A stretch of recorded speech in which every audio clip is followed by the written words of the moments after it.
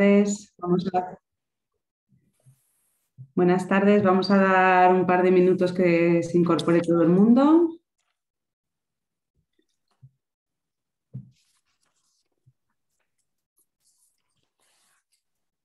Hola, buenas tardes. Hola, buenas.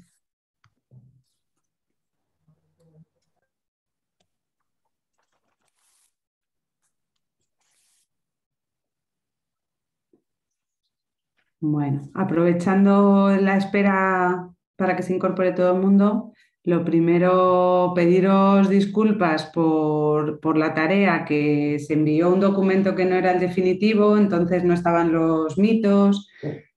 Para las personas que lo habéis hecho, ha sido con muy poquito tiempo, pero bueno, aún así ha habido gente que le ha dado tiempo a enviarlo. Y nada, disculpas por el malentendido y que de todas maneras, aunque era para esta primera semana, si tenéis interés en hacerlo, pues podéis en esta semana todavía enviármelo, ¿vale? El objetivo es que me lo enviéis, no tanto los resultados en bruto, el Excel que puede aparecer la respuesta sí, no, tal, sino el resumen para ver el porcentaje que si por eso la propuesta era hacer con un formulario, porque se recogen muy bien los datos. Entonces, os voy a enseñar un ejemplo, por si acaso hay gente que no lo ha podido ver. A ver. Esto. Aquí veis un ejemplo, ¿vale? Entonces veis que el objetivo es que aparezcan estos gráficos así, para ver un poco cómo es el resultado, ¿vale? A ver. Entonces, los que no lo habéis enviado, pues que lo podéis enviar todavía esta semana, ¿vale?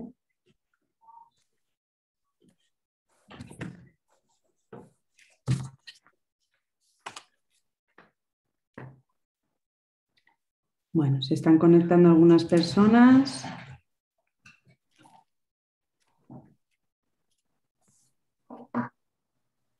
Vale. Acordaros de renombraros poniendo primero la entidad y luego vuestro nombre, si podéis, para así tener clara la participación, quién ha estado, qué entidades. ¿Vale? Entonces, si os podéis renombrar poniendo eso, la entidad y el nombre, nos lo facilitáis. Vale.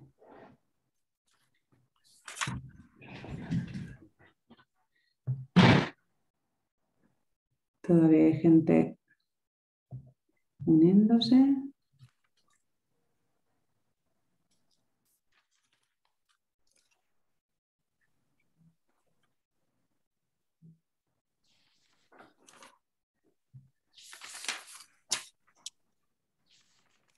Vale, pues vamos a comenzar, aunque todavía seguro que se incorporan más personas, pero así aprovechamos bien este rato de la tarde.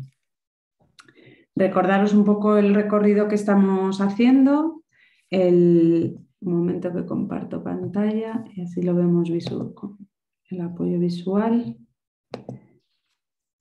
El otro día estuvimos enmarcando el derecho a la comunicación, la situación de las personas que no tienen un sistema de aumentativo o alternativo. Estuvimos compartiendo una definición de qué es un sistema aumentativo o alternativo de comunicación y lo último que vimos fueron los mitos que hay alrededor de los sistemas que pueden ser grandes barreras a la hora de implantar y de mantener el uso de los sistemas. Entonces, por eso la propuesta era empezar por eso como desde lo más macro de cómo estamos en nuestra entidad. Incluso podéis hacer dos entrevistas distintas, dos formularios. ¿Qué pasa con los profesionales y qué pasa con las familias? Y esto nos va a dar muchas pistas. Si es como un termómetro, si estamos muy bien y no hay mitos, podemos seguir avanzando. Si ya aquí encontramos ciertas barreras, de nada serviría intentar avanzar mucho si hay ideas erróneas y mitos que están todavía vigentes sobre los sistemas aumentativos. Entonces ese era el objetivo, el tener ese termómetro para luego ver qué plan tenemos de actuación. Estamos en la segunda sesión y ahora nos vamos a centrar más en el entorno, en los entornos, cómo de comprensibles son, cómo informamos por adelantado, qué habilidades tenemos como buenos interlocutores o comunicadores. Entonces nos vamos a centrar en esa parte para la última sesión centrarnos en las personas y su sistema, ¿vale? Entonces, bueno, pues es un pequeño recorrido que se podía profundizar muchísimo más para que veamos que la comunicación no solo es saber de sistemas, podemos ser expertos en metodologías y en sistemas, en software de comunicación, pero si no tenemos en cuenta todo lo anterior, y la participación, las oportunidades y cómo organizamos los entornos, de nada serviría ese buen sistema que tengo. Entonces, bueno, la comunicación es como mucho más amplia. ¿Qué contenidos vamos a ver hoy? Vamos a centrarnos en esos entornos, cómo de comprensibles son. Vamos a ver la información que damos por adelantado y nuestras habilidades como buenos comunicadores. Entonces, vamos a comenzar por esa parte de entornos comprensibles. Y ahí, como primera pregunta para empatizar y ver que a nosotros también nos puede ocurrir, pues nos podemos preguntar, ¿hemos ido alguna vez a un país extranjero y allí no sabías cómo manejarte con el transporte público, por ejemplo? ¿O has entrado a un hospital y te has perdido? Creo que todos tenemos experiencias en las que dices, jolín, tengo habilidades para resolver situaciones, tengo capacidad de expresar, de comprender y me siento perdidísimo, ¿no? ¿Por qué? Porque el espacio no es comprensible. Hay algo que me está dificultando, hay barreras no arquitectónicas en este caso, sino barreras cognitivas que me hacen que esté perdido en un espacio que no tendría, que mis habilidades son adecuadas, pero el entorno me hace tener dificultades, ¿no?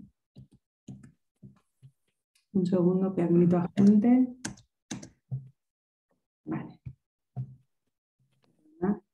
Vale, entonces, en este sentido, la accesibilidad cognitiva nos ayuda muchísimo y se está avanzando, la verdad es que hay un proceso muy interesante de formación, de reflexión y de pautas que se están generando desde este tema. Y bueno, pues la accesibilidad cognitiva, ¿qué es? Pues si cogemos el diccionario fácil de plena inclusión, podemos decir que son las características que tienen las cosas, los espacios o los textos que hace que los entiendan todas las personas. Y una definición un poquito más amplia incluye la propiedad que tienen, además de los entornos, los procesos, los bienes, productos, los servicios, los objetos o instrumentos, herramientas y dispositivos. O sea, esta es como una definición más amplia, pero al final que lo que permite es que resulten inteligibles y de fácil comprensión. O sea, que al final llegamos a lo mismo, que el objetivo es que sean comprensibles para toda persona, que no dependan de una habilidad u otra. Entonces, ¿qué permite la accesibilidad cognitiva? Al final permite una mayor participación, aporta bienestar emocional, la sensación de mayor control y todo esto aumenta las posibilidades de autodeterminación. O sea que cuando sentimos lo que decíamos antes de no sé por dónde moverme, no sé dónde estoy, no sé a dónde voy, pues todo eso genera una indefensión y un malestar que es fácilmente el apoyo cambia muchísimo la situación de la persona que está ahí en esa situación. Ay, perdonad que no me funciona bien el ratón. Vale. Vamos a ver un pequeño vídeo sobre accesibilidad cognitiva que es de plena inclusión y yo creo que es muy sencillo y que nos puede ser útil.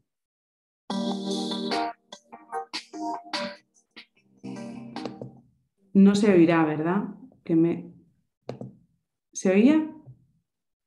Se oía así, Laura. Vale, es que como a veces hay que compartir sonido, vale, era por asegurarme, pero va, perfecto. Pongo de nuevo. ¿Alguna vez os habéis perdido en una ciudad, en un pueblo? Imagínate que yo vivo en una ciudad como Teruel y Teruel es una ciudad muy pequeña. Y entonces me voy a hacer turismo a una ciudad como Barcelona o Madrid. Habéis intentado leer una ley y el lenguaje es muy complejo. Imaginaros la declaración de la renta o una nómina de trabajo. Habéis necesitado apoyo en un nuevo trabajo. Imaginaros para utilizar la impresora o utilizar la cafetera. Seguro que todas y todos nos hemos encontrado muchas veces en nuestra vida en situaciones así. Y nos hubiera encantado que todo fuera un poco más fácil. En el vídeo anterior también hemos visto varios ejemplos que nos ha puesto en varios ámbitos, sobre lo que es el transporte, que el transporte muchas veces es muy complicado para manejarse, como una ciudad como Madrid o Barcelona o Bilbao. Orientación en la ciudad, por ejemplo, que hay muchos planos que son muy complicados de describir. El uso de tecnología, máquinas o electrodomésticos que son también muy complicados. Y documentos complejos que no están adaptados. La accesibilidad cognitiva es la característica de las cosas que son fáciles de entender. Se puede aplicar a productos, película o un libro, procesos, votación, entornos, hospital o biblioteca o un centro comercial, dispositivos, móvil o ordenador o también una impresora. La accesibilidad cognitiva beneficia a todas las personas porque, como hemos visto, todo el mundo ha encontrado cosas complejas en su vida. Beneficia especialmente a personas con discapacidad intelectual, a personas con parálisis cerebral, personas con enfermedad mental, niñas y niños, mayores con deterioro cognitivo, a migrantes, y no solo a estas personas, también beneficia a turistas y a todo público en general. Si lo piensas, son muchas personas. Es un derecho llave, porque te abre derecho a la cultura, te abre derecho a la información y te abre a muchos derechos. ¿De qué manera podemos mejorar la accesibilidad cognitiva? Podemos adaptar los documentos a lectura fácil. Usamos la tecnología para apoyar a personas con dificultades de comprensión. Evaluamos los entornos para descubrir dónde nos podemos desorientar y, por ejemplo, mejorar las señales. En los próximos vídeos os contaremos más sobre cómo mejoramos la accesibilidad cognitiva.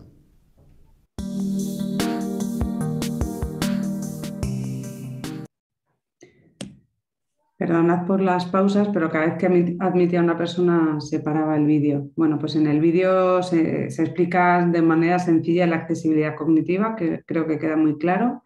Y bueno, la accesibilidad cognitiva es más amplia y aquí nos vamos a centrar más en los entornos comprensibles, ¿vale? Entonces, bueno, pues está claro que usamos pictogramas para señalizar los entornos. Y una complicación puede ser decidir qué imágenes son las más adecuadas, cuál utilizamos. Entonces, lo que se está realizando son intentar hacer recomendaciones y se intenta que los espacios comunes se señalicen con pictogramas estándares, ¿vale? Sobre todo que las mismas imágenes se utilicen en distintos lugares, como la imagen para marcar la salida de un espacio, los baños, los ascensores, que no haya pictogramas diferentes y que se unifiquen. En ese sentido, desde el CERMI, por ejemplo, se están intentando dar unas recomendaciones y nos dicen, bueno, pues que hay bases de datos de pictogramas estándares, no solamente se ha dado mucho empuje a los pictogramas de Arasaak, pero no se tienen que quitar los pictogramas que ya se utilizan en cualquier espacio público, cualquier aeropuerto, oficina de todo tipo, ¿no? Entonces, bueno, pues intentamos utilizar esos pictogramas estándares en el sentido de que estamos señalizando y marcando los espacios. No estamos hablando de los pictogramas para la comunicación de las personas, para que se expresen, sino es para señalizar. No, el pictograma no debería requerir formación para entenderlo y usarlo. debería ser comprensible de una manera sencilla y rápida. Se intenta que sean imágenes muy sencillas, evitar el exceso de imágenes, que no haya ruido visual, que no haya mucho detalle, porque la percepción de algunas personas puede enfocarse a esos detalles y perder la información global y necesaria. Debe reflejar la diversidad humana, tanto de sexo, capacidades y culturas. Y luego la señalización así en edificios, pues hay unas medidas que se recomiendan, pero bueno, eso hay que luego analizar si se encaja con la población, con los espacios, porque hay veces que vamos a ver la señalética desde espacios muy amplios, otras veces el espacio reducido y no necesitamos imágenes tan grandes. Hay alguien que tiene un micrófono activo. Si os podéis silenciar, porfa. Entonces, pues hay una medida estándar que recomiendan de 25 por 25. A ver, creo que es Astrapace, puede ser en Murcia, que estáis. Eso, gracias. Y luego colocados a una altura desde el suelo entre 1,20 m y 1,40 m. Todo esto hay que ver, si es un centro de atención temprana, eso a lo mejor hay que modificarlo porque la información también va dirigida a los niños, no solo a los adultos. Entonces, bueno, que estas recomendaciones hay que ver si se ajustan a la población y a las necesidades.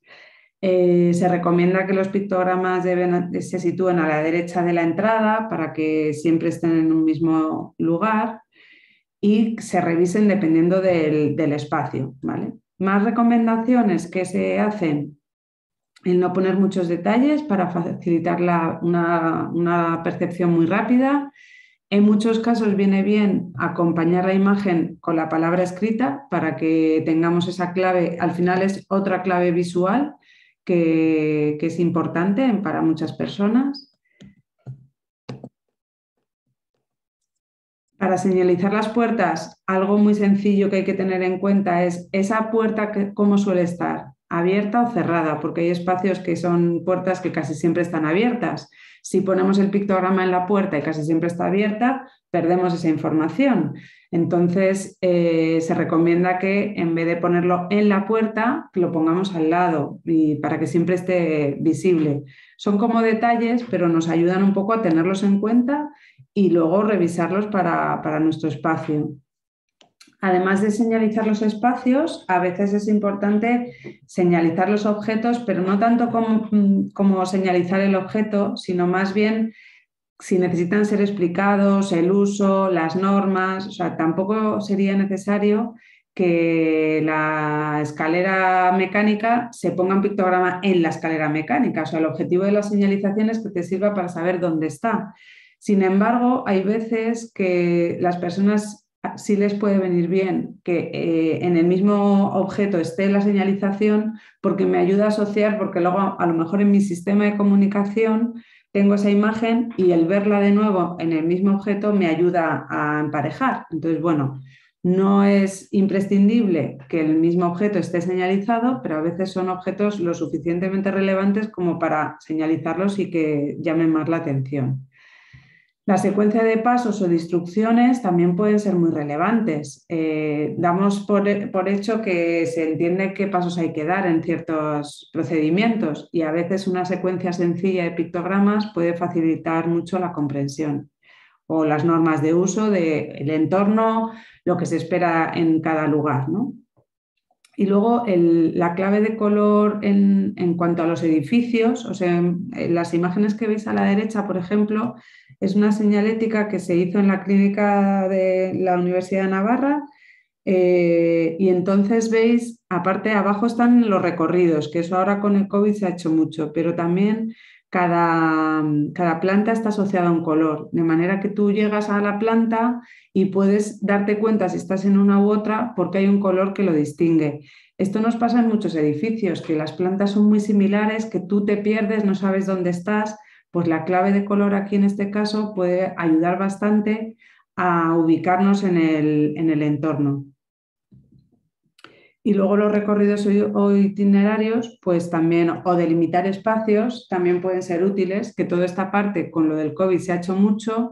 Lo que hay que tener cuidado es que no haya tampoco un exceso de información, porque cuando hay un exceso o a lo mejor hace falta esa información durante los primeros meses y luego ya las personas entienden y comprenden el uso y no les es tan necesario. Hay que ajustarse. Yo tampoco os animaría a llenar todo de información porque a veces es tanta información que es un ruido visual y ya cuando un proceso psicológico muy frecuente es el acostumbrarte a las cosas, ¿no? Entonces, igual que sucede con olores, pues sucede también con apoyos visuales. Si hay un exceso de información, ya forma parte del día a día y ya ni la miro. Entonces ya no es significativo, ya no es informativo, ya forma parte ahí como de un barullo visual que tampoco sería positivo.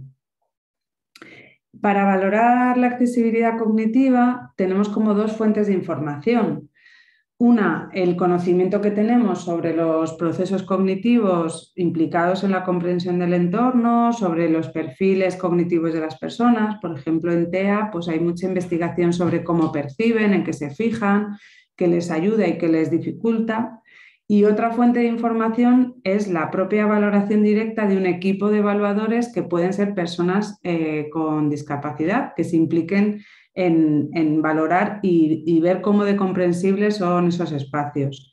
Ahora mismo hay formaciones específicas para ser consultor de entornos y bueno, es muy interesante todo el proceso que están haciendo. Ahí abajo os dejo un enlace para que luego cuando os pasen las diapositivas podáis ver una cooperativa que existe que hace este tipo de validaciones y que es muy interesante los procesos y la información que aportan. Toda la validación está incluso protocolizada, cómo se debe hacer, se debe coger a 50, por ejemplo, la validación, no tanto valoración, perdonad, de los entornos, sino luego cuando se generan nuevos pictogramas, pues también se deben validar para comprobar si el pictograma que he generado nuevo es comprensible, si transmite la información como pretendía.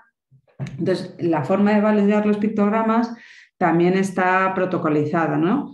Entonces, deben ser 50 personas con distintos perfiles y ahí la verdad es que se hace un proceso interesante para ver si todos entendemos lo mismo. Lo único que ocurre aquí a veces es que a lo mejor el grupo de personas que están validando nos dan información muy rica, pero que a lo mejor no representa a toda la población con la que vamos a utilizar esta información. Es decir, si estamos en un centro de atención temprana y me lo está validando personas con discapacidad adultas, pues a lo mejor su forma de percibir o de comprender puede ser ligeramente diferente. Por lo tanto, a mí me parece útil tener en cuenta las dos fuentes de información, no solamente una de ellas. No solamente solo mi conocimiento profesional del perfil cognitivo, ni tampoco solamente tener en cuenta la validación externa, sino que mezclar y reflexionar sobre las dos fuentes de información. Aquí vamos a ver otro pequeño vídeo de Plena, que creo que también es muy interesante, sobre estos procesos de detectar cuáles son las barreras cognitivas en los espacios.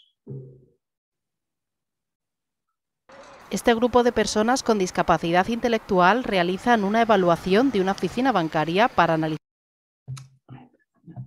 si se trata de un entorno comprensible para todas las personas. Esta evaluación consiste en un minucioso análisis de los servicios más comunes de esta oficina bancaria, como pueden ser el acceso a la propia oficina, el uso del cajero o la atención en caja. Los evaluadores observan su uso y entrevistan a los clientes para captar sus impresiones, con el fin de mejorar su comprensión y con ello aumentar el número y perfil de potenciales clientes. Todas las personas necesitamos estar en un entorno que comprendamos, en un entorno que nos sea accesible para poder usarlo. Ejemplos los tenemos a diario, especialmente cuando nos vamos a un sitio desconocido, por ejemplo cuando tenemos que tomar por primera vez un avión y vamos a un aeropuerto o donde nos perdemos en una ciudad que no conocemos o que el idioma no lo comprendemos. Estos expertos en accesibilidad cognitiva forman parte de un proyecto de emprendimiento social promovido por FEAPS con la colaboración de Fundación Barclays. Un montón de empresas tiene problemas de accesibilidad cognitiva incluso sin saberlo. Estoy hablando de colectivos de personas mayores, estoy hablando de personas con ligera discapacidad intelectual o gente, por ejemplo, que habla otro idioma. Se trata de la cooperativa Altavoz, una iniciativa de autoempleo pionera en España, cuya gestión y líneas de negocio son asumidos por personas con discapacidad intelectual emprendedoras que se han embarcado en esta empresa como cooperativistas. El servicio de accesibilidad cognitiva cognitiva en lo que consiste es en evaluar un espacio, un producto y ver si se entiende, si por ejemplo si es un edificio, si te puedes mover por él o la verdad no sabes muy bien ubicarte pues porque no hay carteles. Como resultado de su trabajo, la cooperativa Altavoz ofrecerá a los responsables de esta oficina bancaria un informe detallado y una serie de propuestas que les ayuden a mejorar la comprensión de los servicios que ofrecen a sus clientes. Bueno, pues creo que es muy interesante el avance que se está produciendo y aquí algo, antes de seguir avanzando hoy en nuestros contenidos, algo que nos tenemos que parar a pensar es cómo están nuestros entornos. ¿Están señalizados? ¿Nos aseguramos de que son comprensibles o ya lo damos por hecho? Tenemos una comisión creada para valorar esa accesibilidad cognitiva. ¿Esa comisión está creada solo por profesionales o hay personas con discapacidad incluidas? ¿Qué pictogramas usamos? ¿Nos planteamos qué pictogramas utilizar? ¿Hacemos una base de datos para usar siempre los mismos? Bueno, pues toda esta primera parte me gustaría eso, que pudiésemos compartir, o a lo mejor ya habéis hecho este proceso, esto ya lo tenéis avanzado. ¿Cómo os veis en este área de accesibilidad cognitiva? O a lo mejor dentro de vuestra entidad hay espacios que han avanzado más en este tema, hay entornos que van más despacito. ¿Cómo lo veis?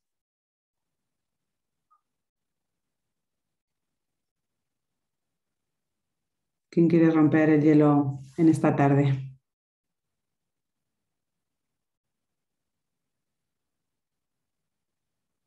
O por experiencias que hayáis ya tenido positivas de avance o porque vais más despacio y aquí hay que ponerse las pilas, todo cabe.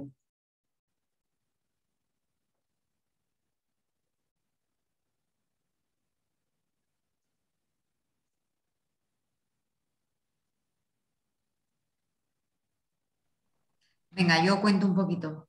Venga, muchas gracias. Experiencia, ¿vale? Bueno, en principio creo que señalizar los entornos, fíjate, me parece que es más fácil o es más sencillo que trabajar los sistemas alternativos de comunicación. Entonces, es verdad que a veces, bueno, resulta más fácil, ¿vale? Uy, veo que tengo la cámara apagada, así que me veáis, perdonad. Ay, gracias. Que, bueno, en principio es verdad que resulta como más fácil señalizar los entornos que trabajar los sistemas alternativos. Entonces, bueno, es verdad que la entidad sí que tenemos algunas cosas, bueno, pues adaptadas, ¿vale? Con pictogramas y con pictogramas de las acciones que se hacen en las salas, en vez de, bueno, con las acciones sobre todo que se realizan en las distintas salas, ¿vale? Y talleres. Y un poco discriminando. Pero sí os voy a comentar o voy a compartir con vosotros la experiencia que ni yo misma me lo esperaba, porque pagamos una gratificación a final de mes en el centro ocupacional. El centro ocupacional son personas con con ciertas habilidades y conocimientos, y muchos de ellos, y un tanto por ciento bastante alto, al menos reconoce su nombre. ¿Vale? Y firma con su nombre. Entonces, la gratificación es un listado con nombres donde las personas firman que han recibido X dinerillo, ¿vale? A final de mes. Entonces, un momento que cambiamos y junto al nombre pusimos una foto de las personas. Entonces, yo no daba crédito a la agilidad con las que las personas encontraban su foto y firmaban, y lo que se ha agilizado el proceso de la paga simplemente con que apareciera la foto de la persona y no solamente su nombre, pero en todas las personas, independientemente de su capacidad de adquisición de lectoescritura. Fue sorprendente, incluso desde las personas que no sabían leer, obviamente, lo cual lo esperábamos, pero también para las personas que tenían ese aprendizaje. Ya está. Muchas gracias. Sí, son experiencias que no te das cuenta del impacto y de lo frecuente que puede ser el apoyo que genera tener imágenes, tener recursos visuales, que a veces parece que las personas que tenemos lectoescritura ya tiene que ser todo con escrito y leído, y una imagen muchas veces muchísimo más rápido y accesible, ¿no? ¿Alguien más quiere compartir alguna experiencia o si tenéis algún plan de accesibilidad o habéis analizado barreras o habéis hecho un proceso eso de implantación, de señalización?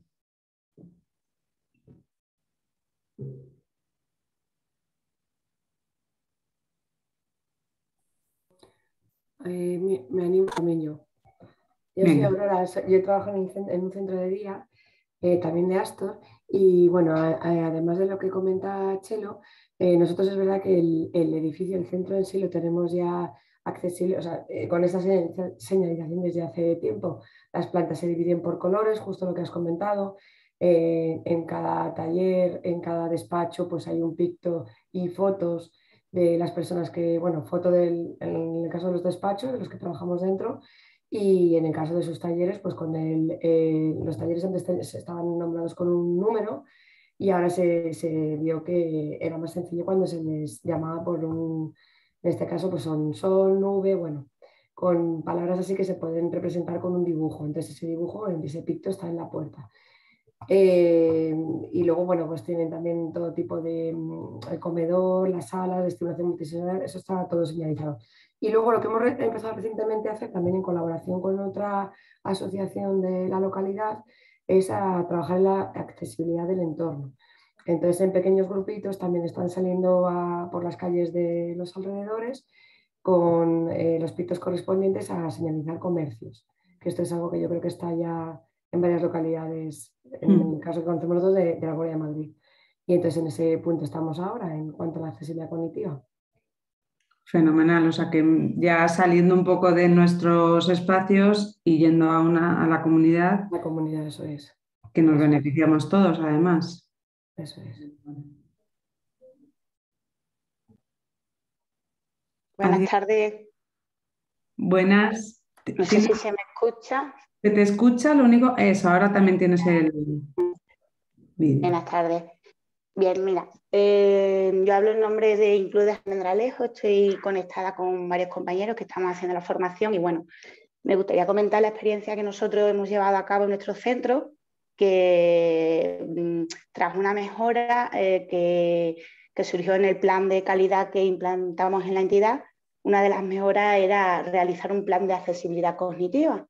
Y bueno, lo llevamos a cabo en el centro y bueno, lo que hemos hecho es a través de señalítica tanto en las zonas exteriores como en el suelo, que hemos puesto señales de distintos colores, ¿vale? Según el servicio. Si tú sigues las flechas te llevan a un servicio u otro. A su vez, ese color de las flechas está representado también en el uniforme de los propios profesionales. Entonces, nos hemos dado cuenta que bueno, todo este proceso lo hemos hecho partiendo con la opinión de los chicos también. Hay varios chicos que forman parte de la comisión que hay de accesibilidad cognitiva. Y bueno, también nos hemos dado cuenta que ya no solo es para los chicos del centro. Toda persona que viene al centro por primera vez, ya sean nuevos profesionales como personas que vienen a hacer entrevistas, proveedores, son los que más siguen la señalítica. Nos damos cuenta lo que ha servido para todos, no solo para los chicos de la entidad. ¿Vale? Hay otras cositas que hacer porque recojo como propuesta que sí es cierto que bueno, a la hora de poner la señalítica de atención temprana, pues el chico que actuaba como validador era un chico de centro ocupacional, entonces bueno, recojo como propuesta que a lo mejor tenemos que tener más en cuenta que eso lo haga algún niño de una edad más pequeña, pero que estamos haciendo cositas al respecto. También hemos hecho un plan de accesibilidad cognitiva en conjunto con un centro ordinario, ¿vale? Donde se hizo un tándem con el cole y bueno, se hizo ese proceso de validación para ver qué señalítica tendría que poner en el colegio para que estuviera más adaptado en cuanto a la accesibilidad cognitiva. Y bueno, son los pasitos que vamos dando, que sí es cierto que hay mucho que hacer todavía, pero que todo lo que hacemos se nota que beneficia a las personas con las que trabajamos y a los demás. ¿Vale? Fenomenal. Muchas gracias por compartirlo. ¿Alguien más quiere comentar algo de estos procesos, de cómo son de comprensibles los entornos?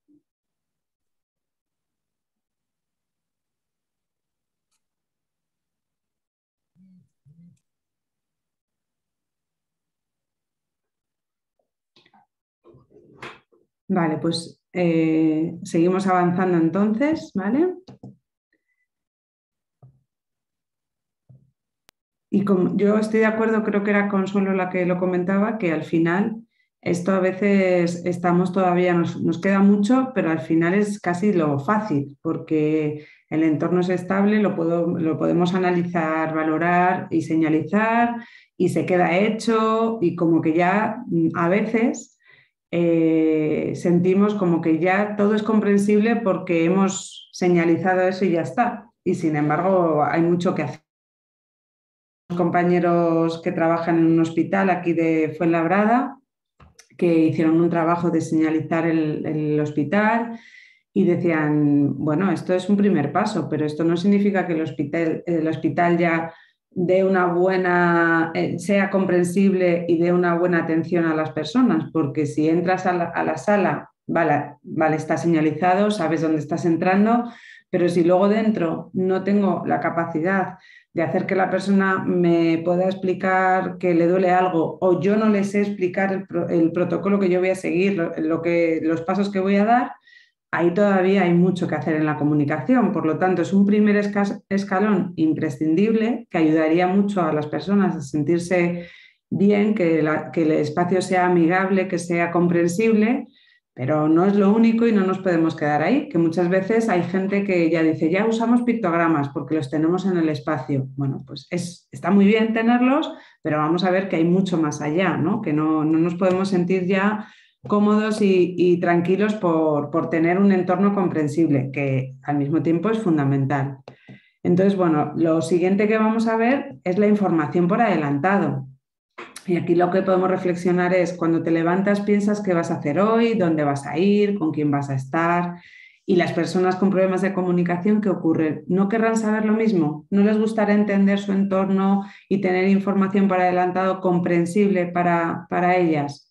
Bueno, pues aquí nos queda mucho por hacer, ¿no? El entender el espacio y el entorno es muy importante, pero necesitamos también tener información por adelantado de ¿y qué vamos a hacer en este entorno y en este espacio? Entonces, bueno, pues todos tenemos en mente de alguna manera lo que va a pasar en nuestro día. Sabemos que esta sesión se termina a tal hora, más o menos qué voy a hacer después, qué viene luego, todo eso nos da tranquilidad, ¿no? Entonces, bueno, imaginaros llegar al trabajo y no saber a qué hora vamos a terminar, o que te subes en un autobús y no sabes cuándo vas a bajar, que pasan los días y no sabes cuándo vendrá tu familia a verte. Pues muchas personas con discapacidad viven así, sin saber lo que van a hacer, con quién van a estar, cuánto tiempo estarán en cada situación, qué van a comer, dónde van a ir. Toda esa información a veces es una información etérea. La tienen los profesionales, se les aporta de forma puntual, se les dice verbalmente o no, dependiendo del profesional. Entonces, bueno, pues ahí lo que vamos a ver es que muchas dificultades a nivel conductual vienen dadas por esta falta de información, ¿no? Muchas personas que tienen dificultades en la comprensión se acostumbran a vivir sin información por adelantado, a no tener control sobre su propia vida y toman un papel pasivo. Entonces, pues se quedan como en ese lugar que muchas veces cuando estamos con personas adultas decimos, pero es que qué pasivo es que no decide. Bueno, muchas veces es el resultado de un proceso de vida que le ha llevado hasta ahí, ¿no? Otras personas no toman ese papel pasivo, lo que hacen es rebelarse contra esa situación y lo demuestran de manera muy clara, muy firme y en muchas ocasiones desajustadas o conductas que pueden preocuparnos porque pueden ser disruptivas, ¿no? Un grito, romper objetos, autolesionarse. Pero es que en realidad muchas veces la angustia que genera el no entender qué va a ocurrir es lo que desencadena una conducta de este tipo, ¿no? Entonces, que tengamos muy en cuenta que una de las cosas que nos podemos plantear cuando observamos conductas que son desajustadas en el entorno es, ¿ha entendido lo que va a ocurrir? ¿Pensaba que iba a hacer otra cosa porque le había llegado esa información? ¿Sabe cuánto tiempo vamos a estar aquí? ¿Sabe lo que viene después? Bueno, pues eso muchas veces explica estas situaciones conductuales, ¿no? Y luego también es cierto que hablamos mucho de la información por adelantado, pero cada persona necesita más o menos información, no necesitamos todos la misma. Seguro que hay personas que ya tienen organizada su Semana Santa con dónde voy a ir, qué voy a visitar, como un horario súper concreto, y otros que dicen, pues no lo he pensado todavía y el viernes, el día anterior a irme de vacaciones, ya veré lo que hago. Y todo esto es normal, por así decir, o sea que estamos en todo ese abanico de posibilidades. Pero sí que es cierto que siempre un mínimo de información da seguridad, ¿vale? Entonces, hay gente que necesita tener estructurado muy estructurado y muy informado cada rato de su día, o otras personas solo ubicarse en la semana y decir, vale, este es el día, ¿qué toca hoy? Otros necesitan saber lo que sucede en el mes.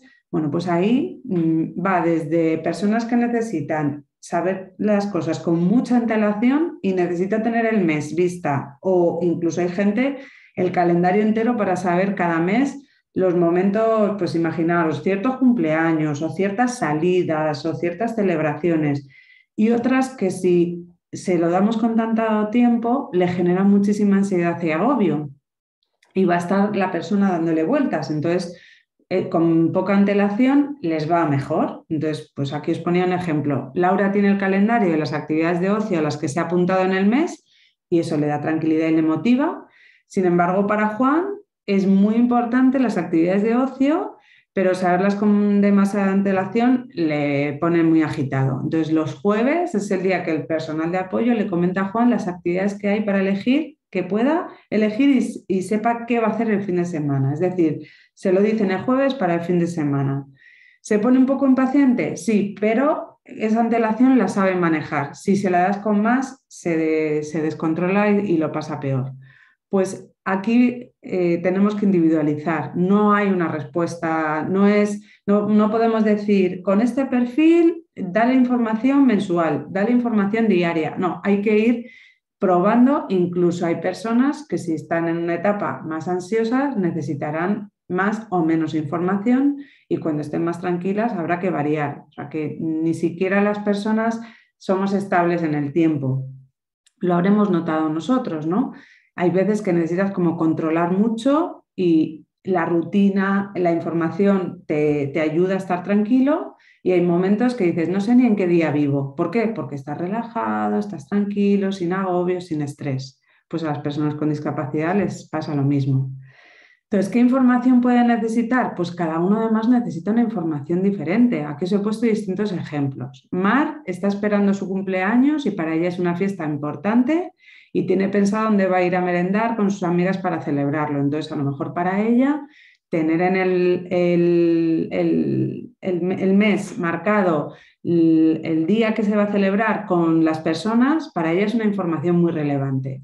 Dani, que es muy goloso y aunque le encanta el dulce, sabe que no puede tomarlo a todas horas, pues los últimos meses se ha comprometido a tomar dulces 2 días en semana. Algo casero entre semana y lo que le apetezca el fin de semana. Entonces, ¿a él qué información le viene bien? Pues tener un horario semanal en el que pueda decir el día que va a tomarlo entre semana, qué día de la semana será y en el fin de semana qué día será. Todo esto... Muchas veces para empatizar hay veces que tenemos que pensar, pues si alguno de vosotros habéis fumado en alguna ocasión, qué difícil es si te dicen no puedes fumar o qué distinto es si te dicen no puedes fumar durante esta hora y después sí vas a poder. O sea, saber cuándo sí y cuándo no me ayuda a regularme. ¿Me pondré nervioso? Sí, pero por lo menos tengo un marco de información que me ayuda. Otro ejemplo que hemos puesto aquí, Juanmi tiene relaciones muy buenas con las personas que le dan apoyo y suele tener en la cabeza los turnos de los profesionales. Claro, lo suele tener en la cabeza, pero ¿y si cambia? ¿Y si hay vacaciones? Pues quizá necesite tener esos turnos de forma visual, con unas fotos para saber qué profesionales vienen cada día, por ejemplo. Eso para algunas personas es muy relevante y a veces no nos damos cuenta. Y todos los turnos, la información de los turnos lo tenemos a nivel de profesionales y no es una información accesible para ellos, ¿no? Luisa está participando activamente en las tareas del hogar, pero le cuesta un poco el tema del autocuidado con el lavado de pelo, secador. Entonces, pues a lo mejor ella necesita saber qué día se lava, qué orden, qué secuencia, si primero se hace esto, si después se hace lo otro. Entonces, esa información por adelantado del orden, de las pautas, también puede ayudarla, ¿no?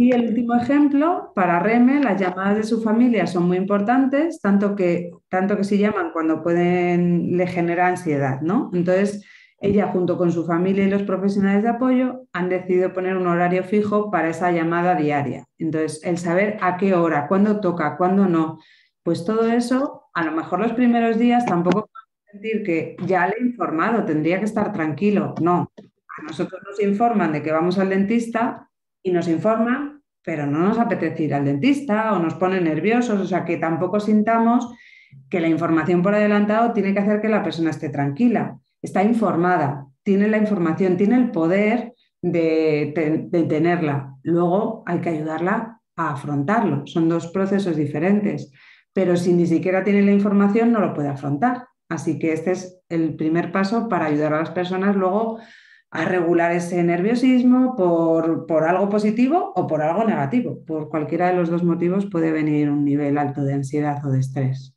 Entonces, fijaos cómo hay tantísima información que tenemos y aquí podríamos hacer un listado. Seguro que nos ocurren más cosas, es decir, no nos dábamos cuenta de lo importante que es para esta persona esto y lo hemos descubierto y ahora le damos esa información porque ponemos un automático y no nos damos cuenta, lógico, porque nosotros ya lo tenemos interiorizado. Entonces, bueno, pues esto es muy, muy importante, ¿vale? El entorno ofrece mucha información. También es cierto que las rutinas, el entorno ayudan a entender y si las rutinas se llaman rutinas porque se producen de una forma repetida y regular, pues ya la rutina en sí misma es información por adelantado. Yo ya sé que si oigo las llaves es que va a venir no sé qué persona y vamos a ir a tal sitio. Entonces puede haber claves auditivas. Oigo la alarma, oigo la canción, oigo una música, oigo esta palabra. Entonces todo eso me ayuda y a las personas ya les dan una información por adelantado y se ponen en marcha, ¿no?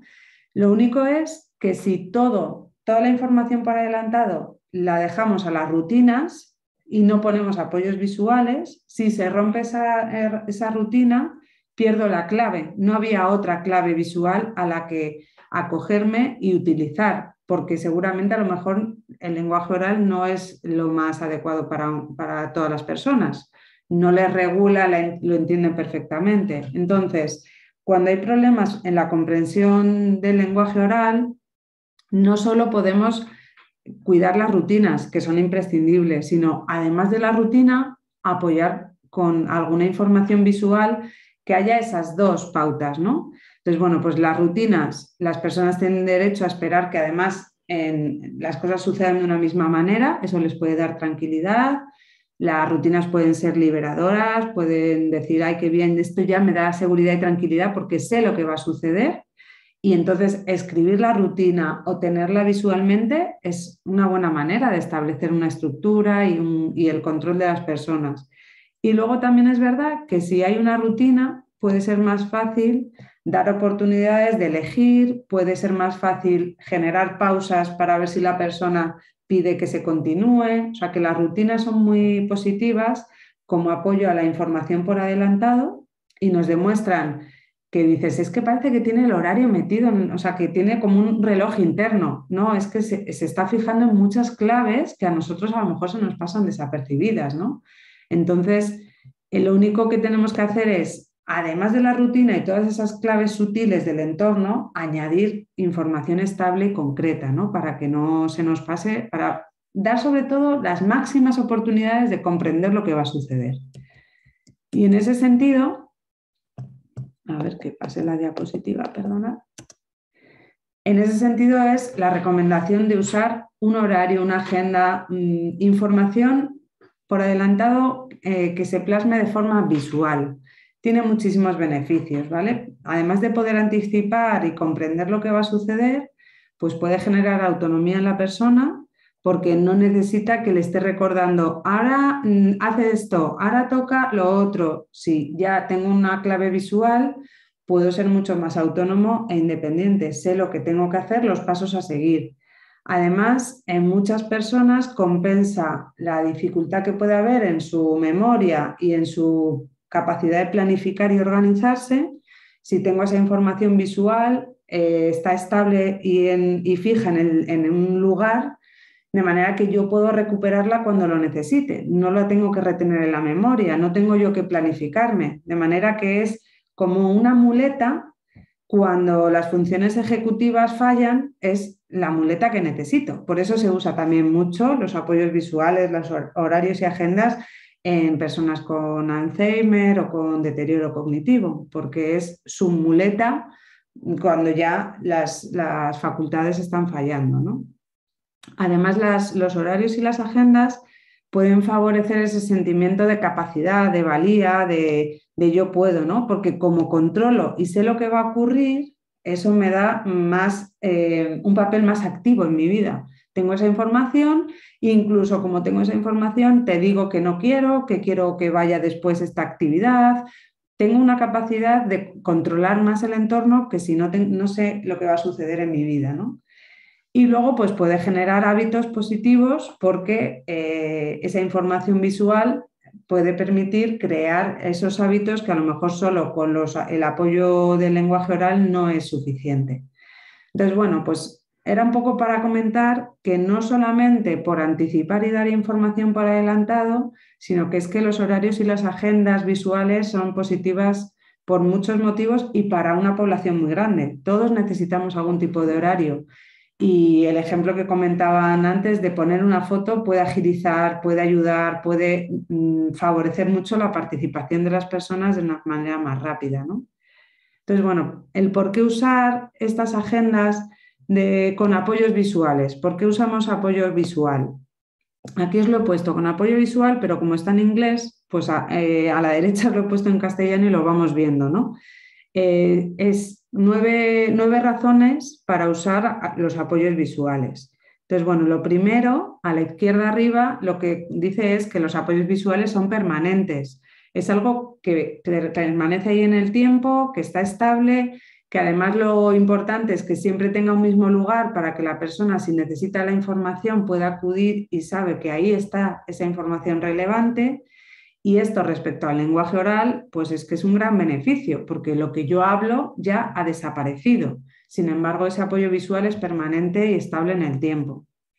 Además, permiten reducir el tiempo para el procesamiento del lenguaje. O sea, a las personas con apoyo visual les puede ayudar a procesar ese lenguaje, a llevar su ritmo y el tiempo que necesiten.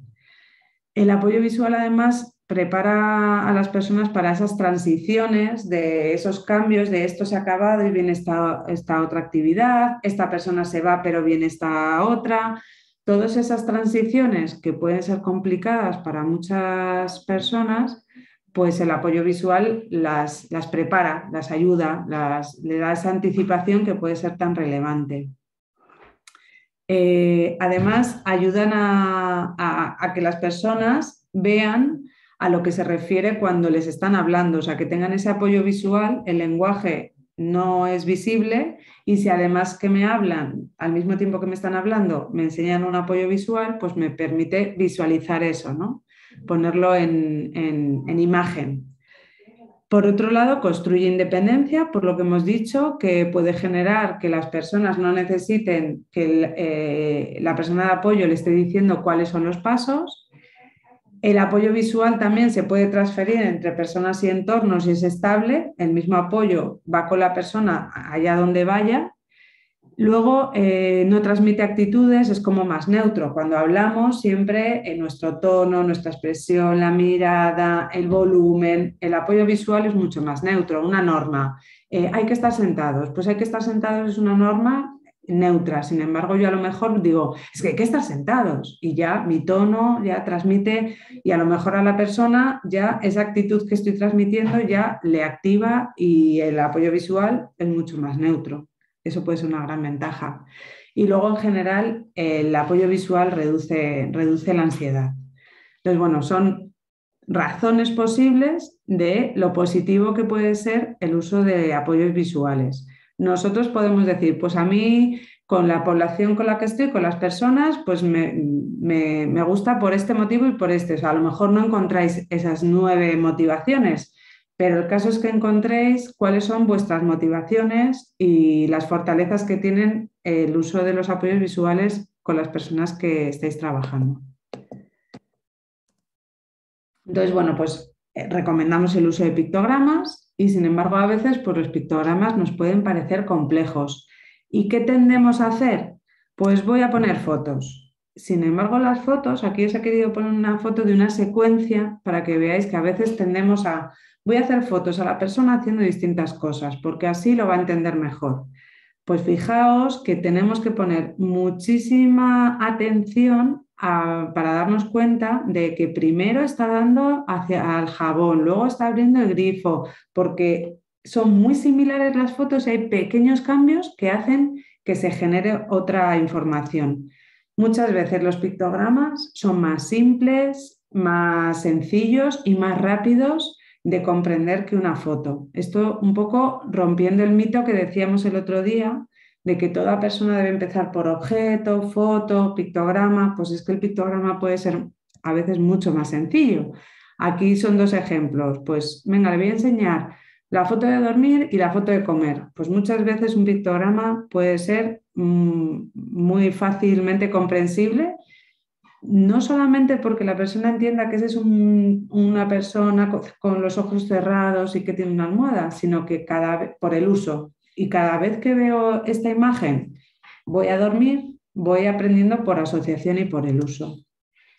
Hay una cosa que en las señales de tráfico se usa mucho, que es el fondo de color, y podéis ver que hay, por ejemplo, las carreteras nacionales, Nacional 5, pues siempre tienen como el color rojo, los monumentos suelen estar con el color rosa, por ejemplo, ahí en esa señal que veis ahí. ¿Esto por qué lo hacen desde tráfico? Porque hace que sea más rápida la percepción y más sencilla. Entonces, pues nos podemos plantear si tráfico lo utiliza porque ayuda a percibir de una manera más rápida, quizá nosotros con las personas con las que trabajamos también podemos usarlo. ¿Y cómo lo usamos? Pues quizá si sentimos que los pictogramas son complejos, a veces solamente poniendo una clave, un fondo de color, puede hacer, si lo veis aquí, hace que sea más fácil. Sobre todo, hay un segundo que hay personas en la sala de espera. Vale, perdonad. Sí, se están uniendo. Sobre todo, es más, la clave de color permite que la percepción sea más rápida. Luego la comprensión vendrá porque la persona lo utilice de forma continuada y es más por el uso que hace el entorno de ese pictograma que por la capacidad de la persona en sí misma. Entonces, bueno, esto nos puede llevar a decir, entonces no usamos fotografías, o ¿qué hacemos? ¿Le ponemos a todos un fondo de color? No tendría sentido usar, si hay personas que habéis usado el sistema pictográfico de comunicación, el SPC, que viene por categorías gramaticales, pues todos los verbos vendrían en verde. No son esas categorías las que se usarían si usamos fondo de color. Se utilizaría en CEPRI, en la Asociación CEPRI de Madrid, hace muchísimos años, cuando estaba Javier Tamariz, hicieron como un programa de entornos comprensibles. Y entonces el programa PEANA lo que hicieron fue coger, como hay menos colores que actividades, lo que hicieron fue, vale, pues en azul todo lo que tiene que ver con agua, en morado todo lo que tiene que ver con descanso. Hicieron categorías así, de manera que es arbitrario, pero que si se usa así en todos los entornos de la asociación va a ser comprensible para ellos, ¿no? ¿Esto todas las personas necesitan un pictograma con fondo de color? No, algunas personas necesitarán que el pictograma sea más fácilmente percibible y se puede poner un fondo de color. ¿Cuándo usamos fotos? Pues, por ejemplo, si queremos informar de que vamos a comer, es mejor usar un pictograma, pero ¿qué vamos a comer? ¿Espaguetis? Pues en alimentos sería un poco locura usar el pictograma cuando tenemos fotos reales bien hechas, muy claras. Lo que no estaría bien son fotos que tomo, que se ve de fondo, hay distractores, que no se ve claro. Hay que tener mucho cuidado de cómo hacemos las fotos y en este sentido hay veces que es mejor cogerlas de internet, de buena calidad y listo, ¿no?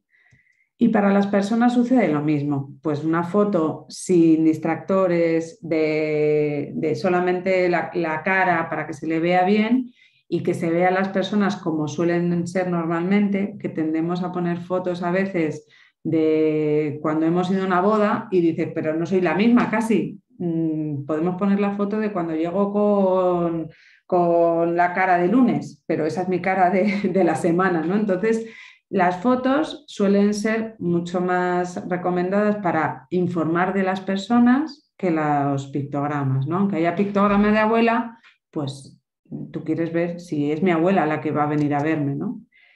Y luego, bueno, pues si tenemos que elegir fotos, ¿cuál de estas dos fotos se reconoce mejor? ¿Esta de la izquierda o una foto de este tipo, como la de la derecha? Pues es más recomendable, hay que tener cuidado para usar fotos sin muchos distractores, sin mucha información, porque además si queremos informar de, mira, que vamos a dar una vuelta al parque, vamos a ir a pasear y vamos a pasear al parque. Si queremos informar de el parque en general, si damos una foto muy concreta en la que se ve mucha información, quizá la persona lo que está entendiendo es vamos a ir a ese parque y de repente cuando veo que voy a otro es cuando me enfado y me altero porque es que la información que me has dado no era clara. Entonces tenemos que tener bastante cuidado de qué información elegimos, cómo la damos, porque a veces somos nosotros mismos los que confundimos, ¿no? Una foto de fútbol así o una foto del balón, pues mejor fotos de cosas concretas, sin distractores, que el fondo sea muy, muy neutro. Es decir, que las fotos están bien, pero que cuidemos mucho qué tipo de foto, para qué sí y para qué no. Entonces, como resumen, las fotos serían muy recomendables para personas, para alimentos y para objetos, lugares concretos que vamos a decir, vamos al centro comercial tal. Pues una foto puede ser de la entrada, si es lo que es más relevante para la persona, puede ser muy clara. ¿O qué prefieres, este juego de mesa o este otro? Pues a lo mejor la foto de la caja puede ser una información muy relevante. Entonces, con esto lo que quiero decir es, ni todas las personas necesitan únicamente el apoyo de fotos, ni si elegimos pictogramas es que no podemos usar fotos. Podemos usar distintos formatos, distintos apoyos, dependiendo de para qué. Incluso podemos usar objetos. Objetos también son muy útiles para informar por adelantado, sobre todo cuando tenemos personas con problemas visuales. ¿Qué nos sucede cuando tiene autismo, discapacidad intelectual y baja visión o ceguera? Pues que el aislamiento es mucho mayor y sin embargo la persona necesita saber, tiene derecho a saber lo que va a suceder y tener esa información por adelantado.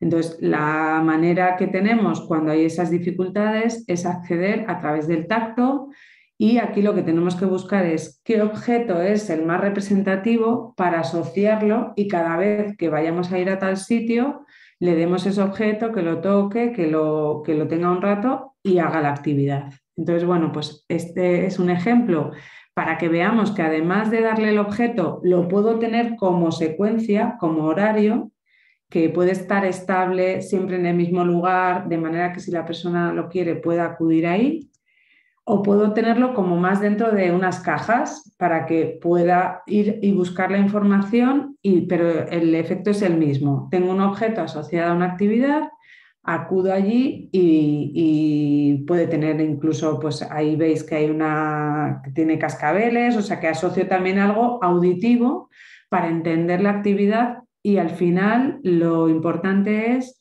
que esa información se use a diario y se convierta en la rutina también de informar por adelantado. Aquí lo que vamos a ver también es que hay muchas posibilidades de adaptar los horarios. Podemos poner un horario vertical, podemos ponerlo horizontal. Al final depende un poco del tamaño de la secuencia de lo que estoy informando, del tamaño de los pictogramas. Si son pictogramas para informar a una persona, no necesita pictogramas tamaño folio. Si es una información que va a mirar la gente desde lejos, pues a lo mejor sí tienen que ser más grandes. O sea que ahí tenemos que tener en cuenta muchas cosas de cómo de comprensible es, de dónde lo va a estar colocado, de cómo ve la persona, porque hay personas que tienen ciertas dificultades visuales y les ayuda a tener la información incluso más pequeña, porque si ven como en túnel y se lo pongo muy grande, les resulta muy difícil. Entonces, bueno, en general solemos usar más las secuencias de izquierda a derecha, porque también estamos acostumbrados por la lectura y la escritura a trabajar de izquierda a derecha, pero también una secuencia cortita de arriba a abajo puede ser igual de válida que una en horizontal. A veces lo que hacemos con este tipo de secuencias es, ¿cómo sabemos que ha terminado la actividad? Pues solemos poner una flecha encima para marcar qué es lo que toca ahora, y cuando ya termina la actividad o quitamos la imagen o la podemos tapar, tachar, poner algo encima, o sea, podemos buscar qué clave visual le ayuda a la persona a entender que esto ya se ha terminado y que pasamos a otra actividad. Entonces, hay distintos formatos, no hay un único formato. Si usamos porque muchas veces toda esta información puede ser dibujada en una pizarra magnética con un rotulador Vileda, y a medida que va pasando la secuencia, pues lo borramos o lo tachamos. O lo podemos tapar, como estáis viendo en la imagen, a medida que termina, lo tapamos y cambiamos la flecha para marcar lo que toca. Hay muchos formatos, no hay un único formato que sirva para todas las personas, y lo que sí que tendríamos que tener en cuenta es, si esta información la va a utilizar un grupo de personas, ¿cuál es la persona con más necesidades de apoyo? Porque para ella es a la que me voy a tener que ajustar, porque es la que más necesidad tiene. Si lo ajusto para ella, directamente a los demás no les va a perjudicar. A lo mejor los demás no necesitan esa información, pero no les perjudica. Sin embargo, si no me fijo en ella e informo respecto al grupo, a la media de grupo, pero no la tengo en cuenta, a ella le puedo dejar fuera de tener una información y un apoyo muy relevante.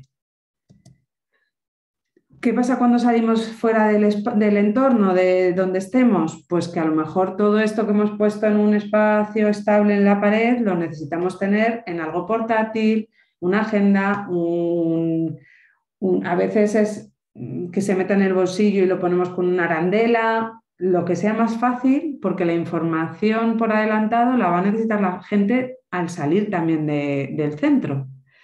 Es decir, que tenemos muchos tipos de horarios, de agendas. Puede ser un horario diario de qué ocurre hoy, puede ser de la semana, puede ser del mes, puede ser más pequeñito, de ahora y después. Hay muchos formatos y me tengo que ajustar a lo que necesita la persona.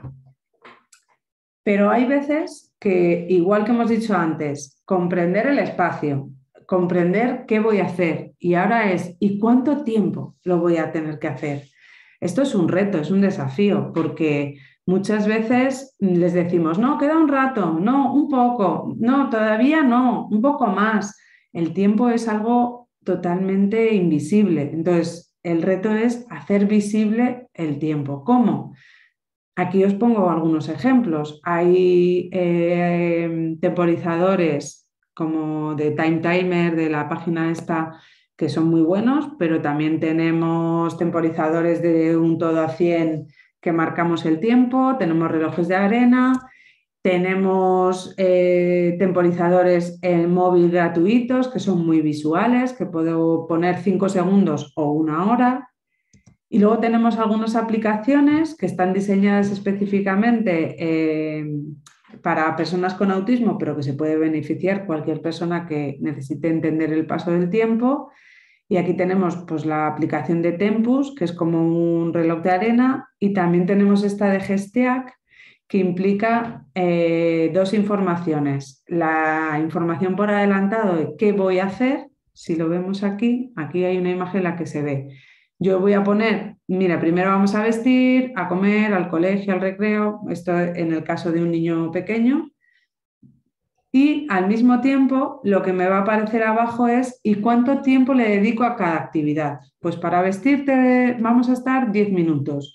Pues abajo voy a ver cómo avanza una fila hasta llegar a 10 minutos y entonces abajo se pasa a la siguiente actividad, que toca comer, que tenemos media hora. Entonces es como una aplicación que puede, es como lo que decíamos de una muleta para aquellas personas que les cuesta planificarse el tiempo, regularse. Entonces, a algunas personas les puede venir bien, a otras personas les puede generar muchísima ansiedad estar viendo el paso del tiempo, que no me da tiempo, que no llego. Entonces, bueno, que conozcáis estas aplicaciones para ajustarlas y usarlas con las personas que consideréis que les puede servir. Metiéndonos en el tema de aplicaciones, ¿qué sucede? Que muchas veces los horarios visuales, lo que decimos, están en la pared, son grandes, pero ¿y qué pasa cuando salimos fuera? Ya no hace falta información por adelantado. Pues además de llevar los pictogramas, pues a lo mejor usamos directamente el móvil con esta aplicación, Pictograma Agenda, o utilizamos esta otra, DictaPicto, que permite pasar un mensaje de voz a imagen. Entonces decimos, pues coche, parque, merienda y casa. Y entonces eso se pone, lo digo con voz y lo convierte en imágenes de manera que voy a poder dar esa información por adelantado, aunque esté en la calle, aunque esté en un supermercado o aunque esté donde sea. Puedo poner en esa aplicación alguna foto del lugar concreto donde vamos a ir, no solo los pictogramas, de manera que, bueno, hay que entender que si la información por adelantado es un esfuerzo muy grande, es muy difícil de llevar a cabo, al final, tanto profesionales como familias lo van a abandonar. Y eso es lo que no queremos. Queremos que sea algo fácil de mantener, de utilizar y que sirva para las personas. ¿Qué más podemos informar por adelantado? Pues no solo de las actividades, hay una gran motivación en la mayoría de las personas que es ¿qué vamos a comer hoy? ¿Qué vamos a cenar hoy?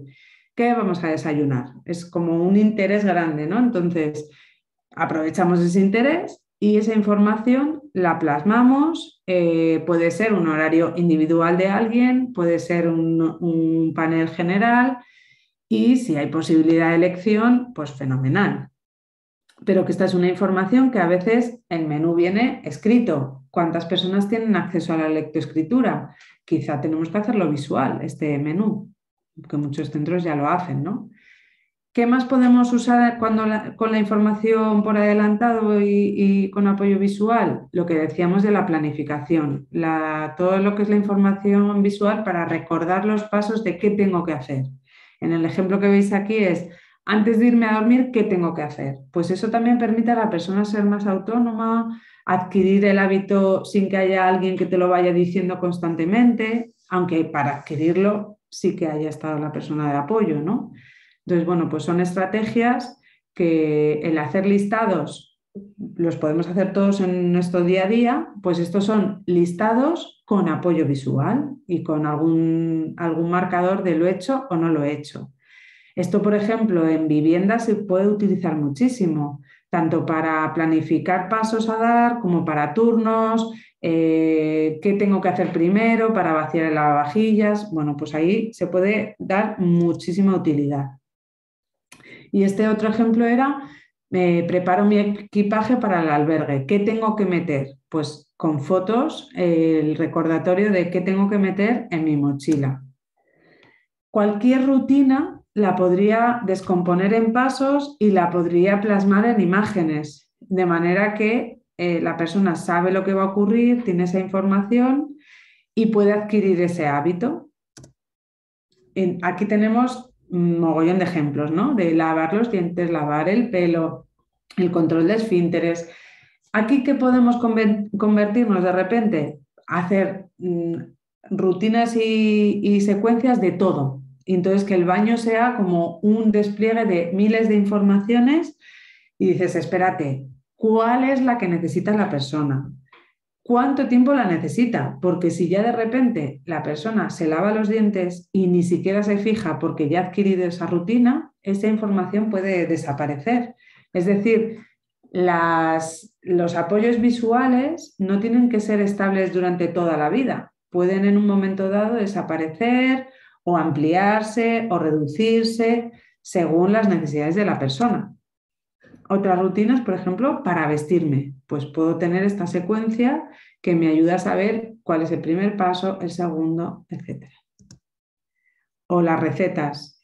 Para cocinar puede ser también súper práctico, ¿vale? Que veáis ejemplos. Y para cualquier cosa de autonomía, pues para poner la mesa, todos estos apoyos visuales permiten a la persona tener más capacidad de participar de forma activa en la actividad. Y luego a veces nos olvidamos que a la gente les puede gustar tener luego un recuerdo de lo que ha ocurrido, de lo que he hecho.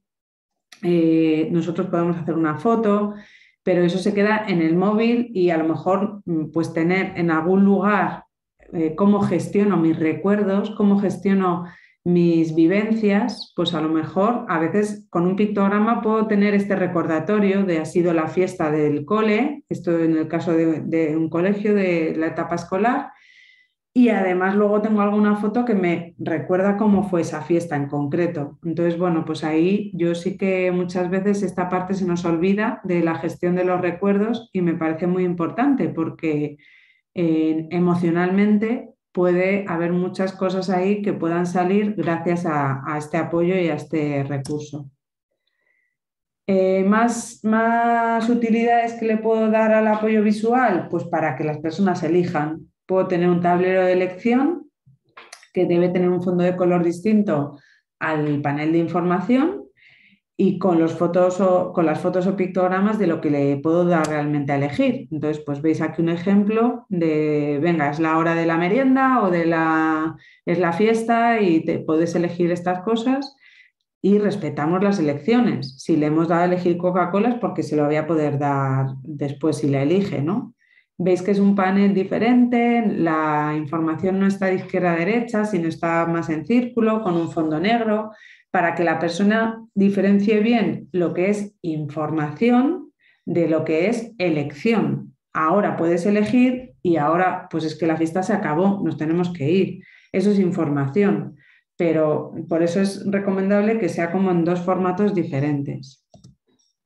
Pues, y elección puede haber de todo, ¿no? De canciones, de personas, de actividades, de materiales, de lugares, de con quién me quiero sentar. Bueno, si nos ponemos a pensar la cantidad de cosas que podemos hacer para dar a elegir, pues nos quedaríamos sorprendidos, ¿no? Otra información por adelantado que muchas veces la gente necesita son las normas. ¿Qué se espera de mí aquí? Pero no pongamos todas las normas en negativo. No se chilla, no se grita, porque nos saldría, son infinitas. Lo que no puedo hacer es infinito. No me puedo tirar al suelo, no puedo cantar una canción, pero tampoco puedo hablar en alto. Nos saldrían 1000 cosas. Es más fácil pensar qué sí debes hacer. Hay que estar callado, hay que hablar bajito, hay que tener las manos en los bolsillos, hay que levantar la mano para participar. Entonces, en general tendemos a decir lo que no deben hacer y se nos olvida decirles lo que sí se espera de nosotros, ¿no? Lo que es esperado y permitido. Además de que las normas en negativo también te recuerdan lo que no debes hacer y si os digo no penséis en vuestros pies, ya estaréis pensando en vuestros pies. Es decir, que es mejor no recordar aquello que no queremos que haga la persona, ¿no? Entonces aquí nos pararíamos un momento, una reflexión de esta información por adelantado, ¿no?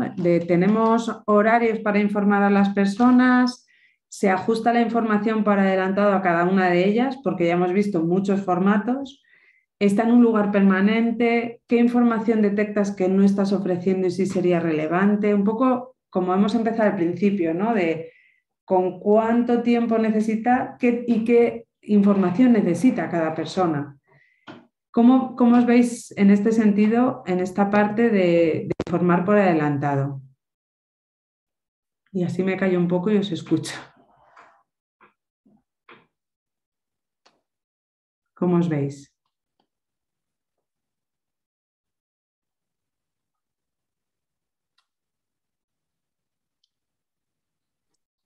Bueno, ¿me escuchan?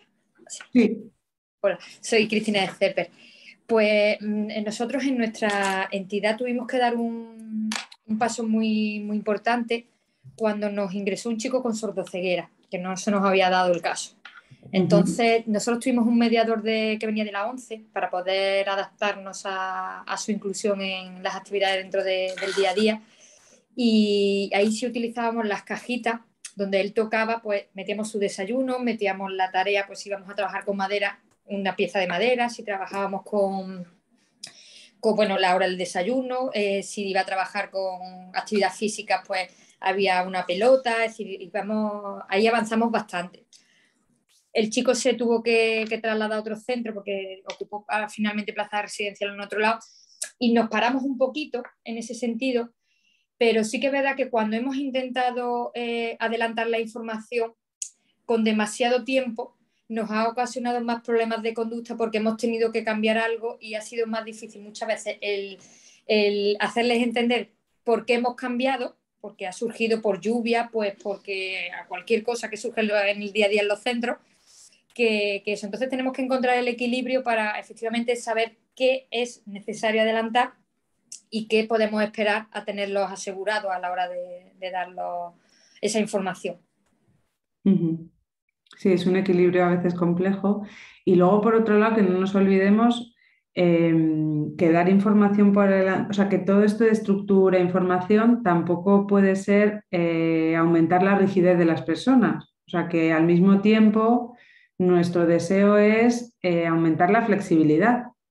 Entonces, ese equilibrio de informar y estructurar y al mismo tiempo que acepten una novedad, un cambio, hoy no se puede, estaba previsto, lo siento, hoy hay sorpresa, pues a lo mejor lo tenemos también como que practicar. Si solamente me ocurre una vez al año o al mes que lo planificado no se puede realizar, pues estallo. Si cada semana hay alguna cosa que no se puede, pues al final voy haciendo músculo en la flexibilidad.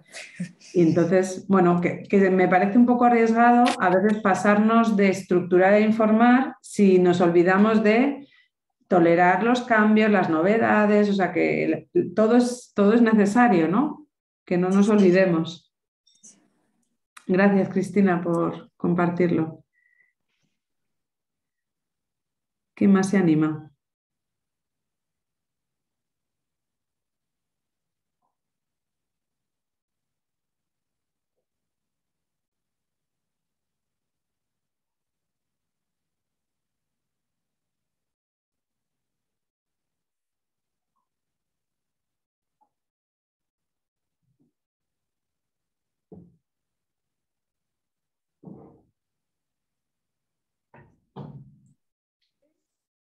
Hola, Laura. Buenas. Yo estoy muy de acuerdo con lo último que has dicho de que la estructuración hay que tener cuidado y sobre todo por trabajar la flexibilidad, que muchas veces nos obsesionamos un poco en estructurarlo todo y tenerlo todo tan controlado que en verdad eso no es un entorno natural, porque o tal vez sí que dentro de una sesión en un centro puedes controlar lo que ocurre en ese momento, pero cuando un chico, por ejemplo, de los nuestros pasa a su clase, que hay más niños, ahí hay un factor incontrolable que se va a escapar siempre de la organización y la planificación. Y al final también se trata un poco de prepararlo y de insertar dentro de la rutina del día a día, que hay cosas que dentro de tu día a día sí que las haces en el mismo momento o que se repiten constantemente y otras que tienes pensado hacer algo y por lo que sea no se puede hacer. Y también hay que trabajar ese ahora no, se va a hacer después. Sí, totalmente. Que un poco el derecho a la información por adelantado no nos lleve a la rigidez, a decir, todo lo que pone se tiene que cumplir y no podemos cambiar nada. A todos nos apetece que si hemos diseñado que vamos a organizar un cine el viernes, pues podamos ir al cine. pero siempre cabe la posibilidad de que me ponga mala, de que no haya entradas, entonces eso también lo tengo que practicar, de manera que no nos olvidemos de ello tampoco. ¿Alguien más quiere compartir algo de esta parte de dar información por adelantado? Otra cosita que quería decir con lo del SPC, por si a alguien le sirve, cuando ha subido los pictogramas que tienen todo el fondo de color, yo, por ejemplo, cada vez que he utilizado el SPC, no utilizo el fondo del color, de un color, o sea, el fondo se queda blanco y lo que sí utilizo es el color para hacer, en vez del borde negro, hacerlo del color. Puede ser. Hay muchos niños que al estar agrupados todo el vocabulario por categorías gramaticales, a la hora de utilizar el SPC para construir oraciones, sí les ayuda el que haya diferentes colores. Por ejemplo, les resulta mucho más fácil identificar o localizar los sujetos que pueda haber, los verbos, si quieren decir si el verbo está relacionado con un lugar, si está relacionado con una acción y luego va seguido de un objeto, que sí que los colores vienen bien y hay algo que se puede utilizar en vez de en todo el fondo, solo en el borde. Así evitamos que sea tan complejo y que le sea más fácil de utilizar a la hora de expresarse con el SPC. Sí, es otra alternativa que tenemos. ¿Alguien más quiere compartir algo de la información por adelantado? Hola, buenas. ¿Qué tal? Buenas. Bueno, la experiencia que yo tengo, bueno, soy de la Fundación Gil Gallarre del cole, ¿vale? Soy la logopeda del cole. Pues a ver, que es verdad que como que cada uno, sí que es verdad que hay un espacio muy concreto que es la asamblea, en el que sí que ahí las profes anticipan todas las actividades que cada alumno va a tener y eso se queda en la pizarra fijo todo el día.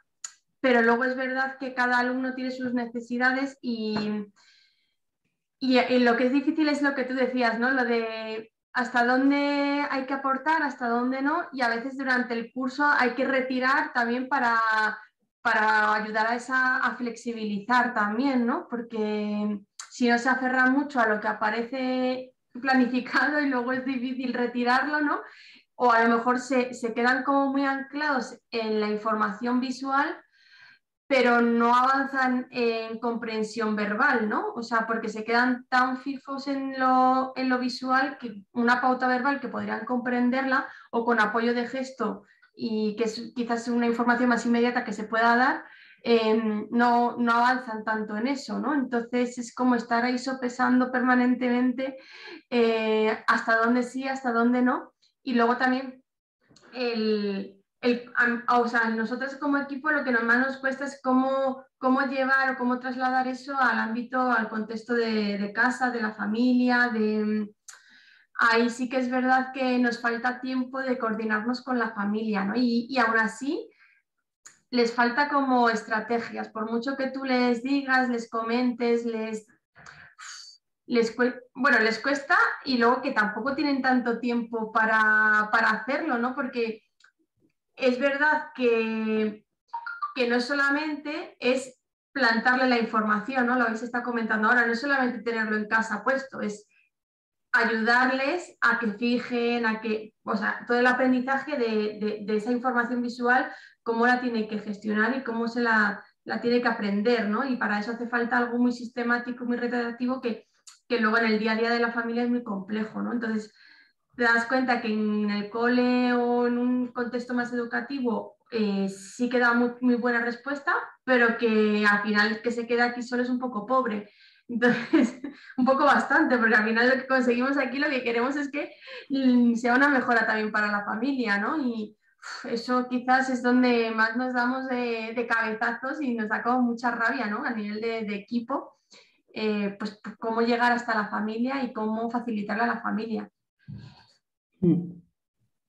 Sí, porque al final lo que queremos es que la persona tenga la información por adelantado en todos sus espacios, ¿no? No solo el uso de su apoyo de su sistema, que eso veremos el próximo día, ¿no? Sino que la información le llegue, que sea comprensible el espacio en sus 24 horas, no solamente el tiempo que está en un centro, ¿no? En ese sentido es muy importante, por eso partíamos el otro día de las barreras, ¿no? De entender qué barreras puede haber, por si acaso hay alguna barrera que está siendo muy relevante para instaurar otros sistemas en el ámbito familiar.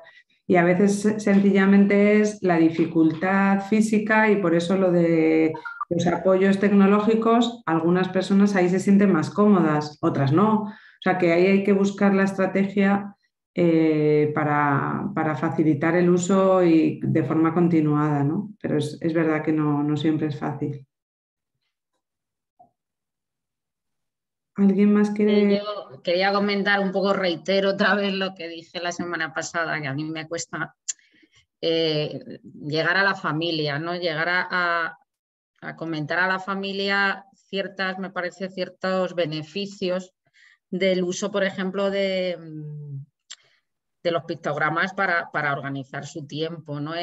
Por ejemplo, yo soy de Astor del cole, ¿no? Entonces en la Asamblea General tenemos, bueno, pues qué día es hoy, qué tiempo hace, el mes, la comida que tenemos, a qué nos toca jugar, porque en el patio tenemos un tiempo de juego dirigido, y luego cada uno en su mesa organiza su agenda diaria, porque bueno, pues uno tiene logopedia, el otro no, fisio, etcétera.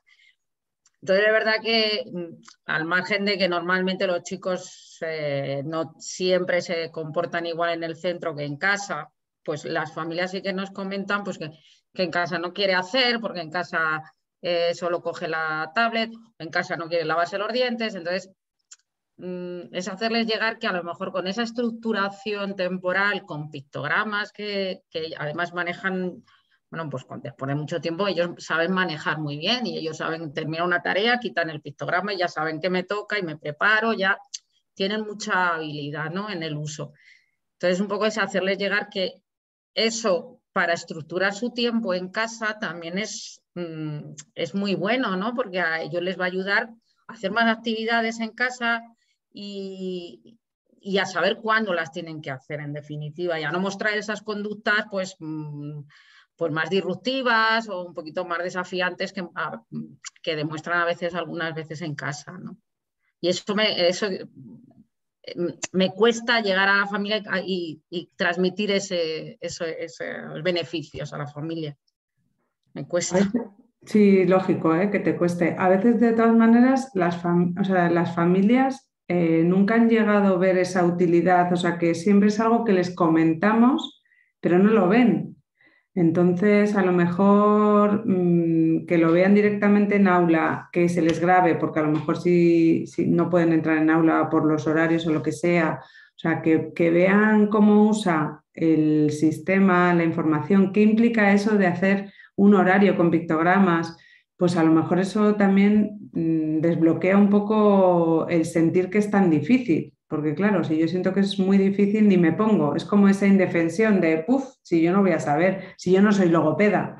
Entonces, bueno, que aquí muchas veces estamos recogiendo los frutos de una intervención, o sea, de un estilo muy clínico que se ha tenido desde atención temprana, ¿no? O sea, que es el profesional el que trabaja, el que hace y tú colabórame. Pero claro, eso al final, pues los frutos que nos dan es un estilo de colaboración que no es el más deseable. Queremos ser más equipo y muchas veces ya llevan muchos años con ese otro modelo y nos cuesta desmontar ahí ideas, ¿no? De decir, no, si es que lo que hagas tú en casa es igual de importante que lo que hagamos aquí, que no tiene que ser el logopeda el que utilice los pictogramas.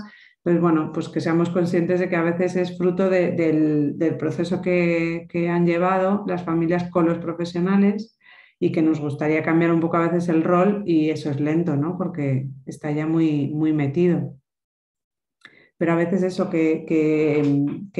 pasar de una reunión más hablada al apoyo visual, es decir, vamos a ver qué implica, vamos a hacerlo contigo, quieres que te acompañe, si incluso estar en su entorno natural, ¿no? Lo que pasa que a veces estamos muy metidos en los centros y no tenemos posibilidades de ir más al entorno natural de las personas, que muchas veces es mucho más útil, ¿no? ¿Alguien más quiere compartir algo sobre esta parte? Vale. Pues seguimos avanzando y lo que nos faltaría es cómo ser un buen comunicador, ¿no? Como interlocutores que somos, pues cómo ser lo mejor posibles, ¿no?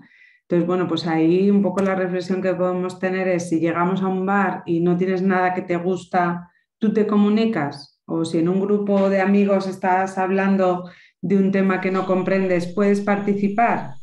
O si te hablan muy rápido o muy despacio, ¿te favorece la comunicación? Es decir, que la comunicación no depende solo de las estrategias que tenga una persona, sino también de si fomentamos la participación, si provocamos la iniciativa. Entonces, eso también depende de nosotros como interlocutores, ¿no? Entonces, bueno, pues aquí yo os he puesto dos parrafitos. Uno es de Celia Teira, una logopeda, que dice que la comunicación depende de la interacción de dos personas y que es necesario que exista relación, y por lo que la responsabilidad de la eficacia comunicativa debe repartirse entre ambos, entre emisor y receptor. Y a veces ponemos mucho el foco en la persona con discapacidad. No se comunica o tiene estas estrategias, estas habilidades, pero yo como interlocutor, ¿qué estrategias tengo para facilitar esa comunicación, ese intercambio, ¿no? Y luego otro párrafo que ponía de Clara de CEAPAT, Clara Delgado, dice: el éxito en la utilización de los SAC no solo consiste en tener un comunicador, un programa o un tablero, consiste en que la persona tenga cada vez más oportunidades de conversar, charlar y participar usando su SAC. Esas oportunidades son las que dan sentido a este producto de apoyo.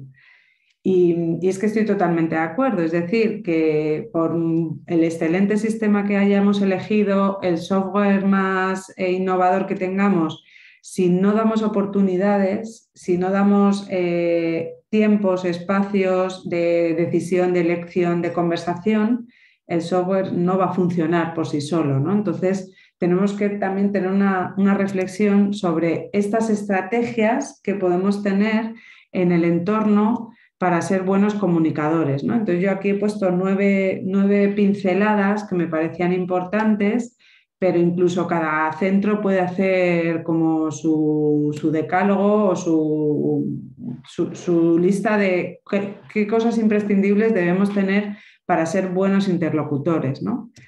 Entonces, bueno, lo primero que he puesto lo he llamado reforzar y atribuir, en el sentido de que cualquier intento de comunicación que realiza una persona con desafíos en la comunicación debe tener una respuesta de nuestra parte, ¿no? Puede ser, ese intento comunicativo puede ser una mirada, puede ser un sonido, un gesto, un movimiento, pero no debería caer en vacío. Y muchas veces vamos tan rápido que no nos damos cuenta de que a lo mejor la persona ha hecho un intento y yo ni siquiera he respondido o no he atribuido esa intención comunicativa, y si ignoramos esas formas de comunicarse, lo más probable es que las deje de realizar. O sea, que puedo estar frenando sin querer la comunicación de las personas por no dar respuestas, ¿no?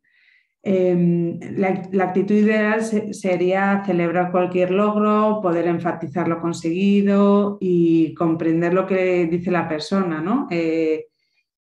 Si no tenemos claridad de qué nos estará queriendo decir, por lo menos que haya un intento de, ¿quieres esto? ¿Es así? Un poco una aproximación, una atribución, aunque a veces es mejor equivocarnos, pero intentándolo, que equivocarnos por ignorar. Entonces, siempre que muchas veces podemos decir, bueno, que estás haciendo una atribución, que a saber si esta persona quiere esto. Bueno, pues casi es mejor eso que no responder a ciertos intentos comunicativos de las personas. Y aquí además yo me estoy poniendo no solo en personas con necesidades de apoyo así intermitentes, sino con grandes necesidades de apoyo. Pues cualquier vocalización, mirada, debería tener una respuesta en el entorno, porque eso va a ayudarles a decir, puedo mover el mundo, puedo hacer que sucedan cosas a mi alrededor, ¿no? Perdonad.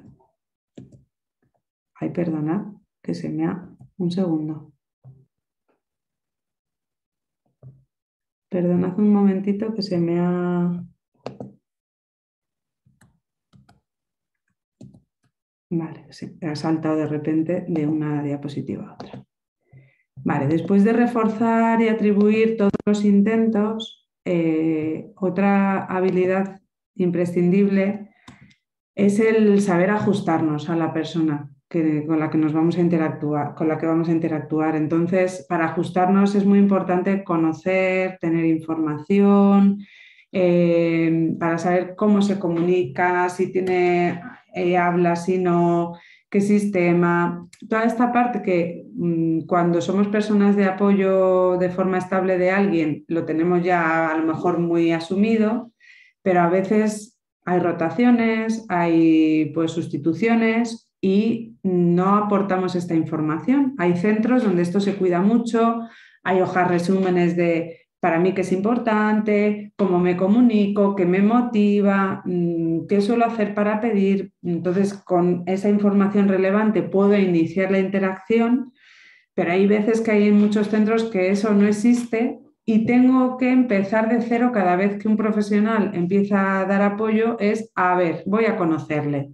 Y entonces imaginaos esa persona, todas las veces que alguien le apoya, a la que me conozcan y el tiempo pasa, ¿no? Entonces, bueno, pues ahí yo creo que esto, podernos ajustar a las personas por conocerlas, se puede facilitar y podemos hacer que sea algo más rápido, que no se pase tanto tiempo. Está claro que el tiempo ayuda a conocer, pero también hay recursos que me ayudan a ajustarme más rápidamente, ¿no?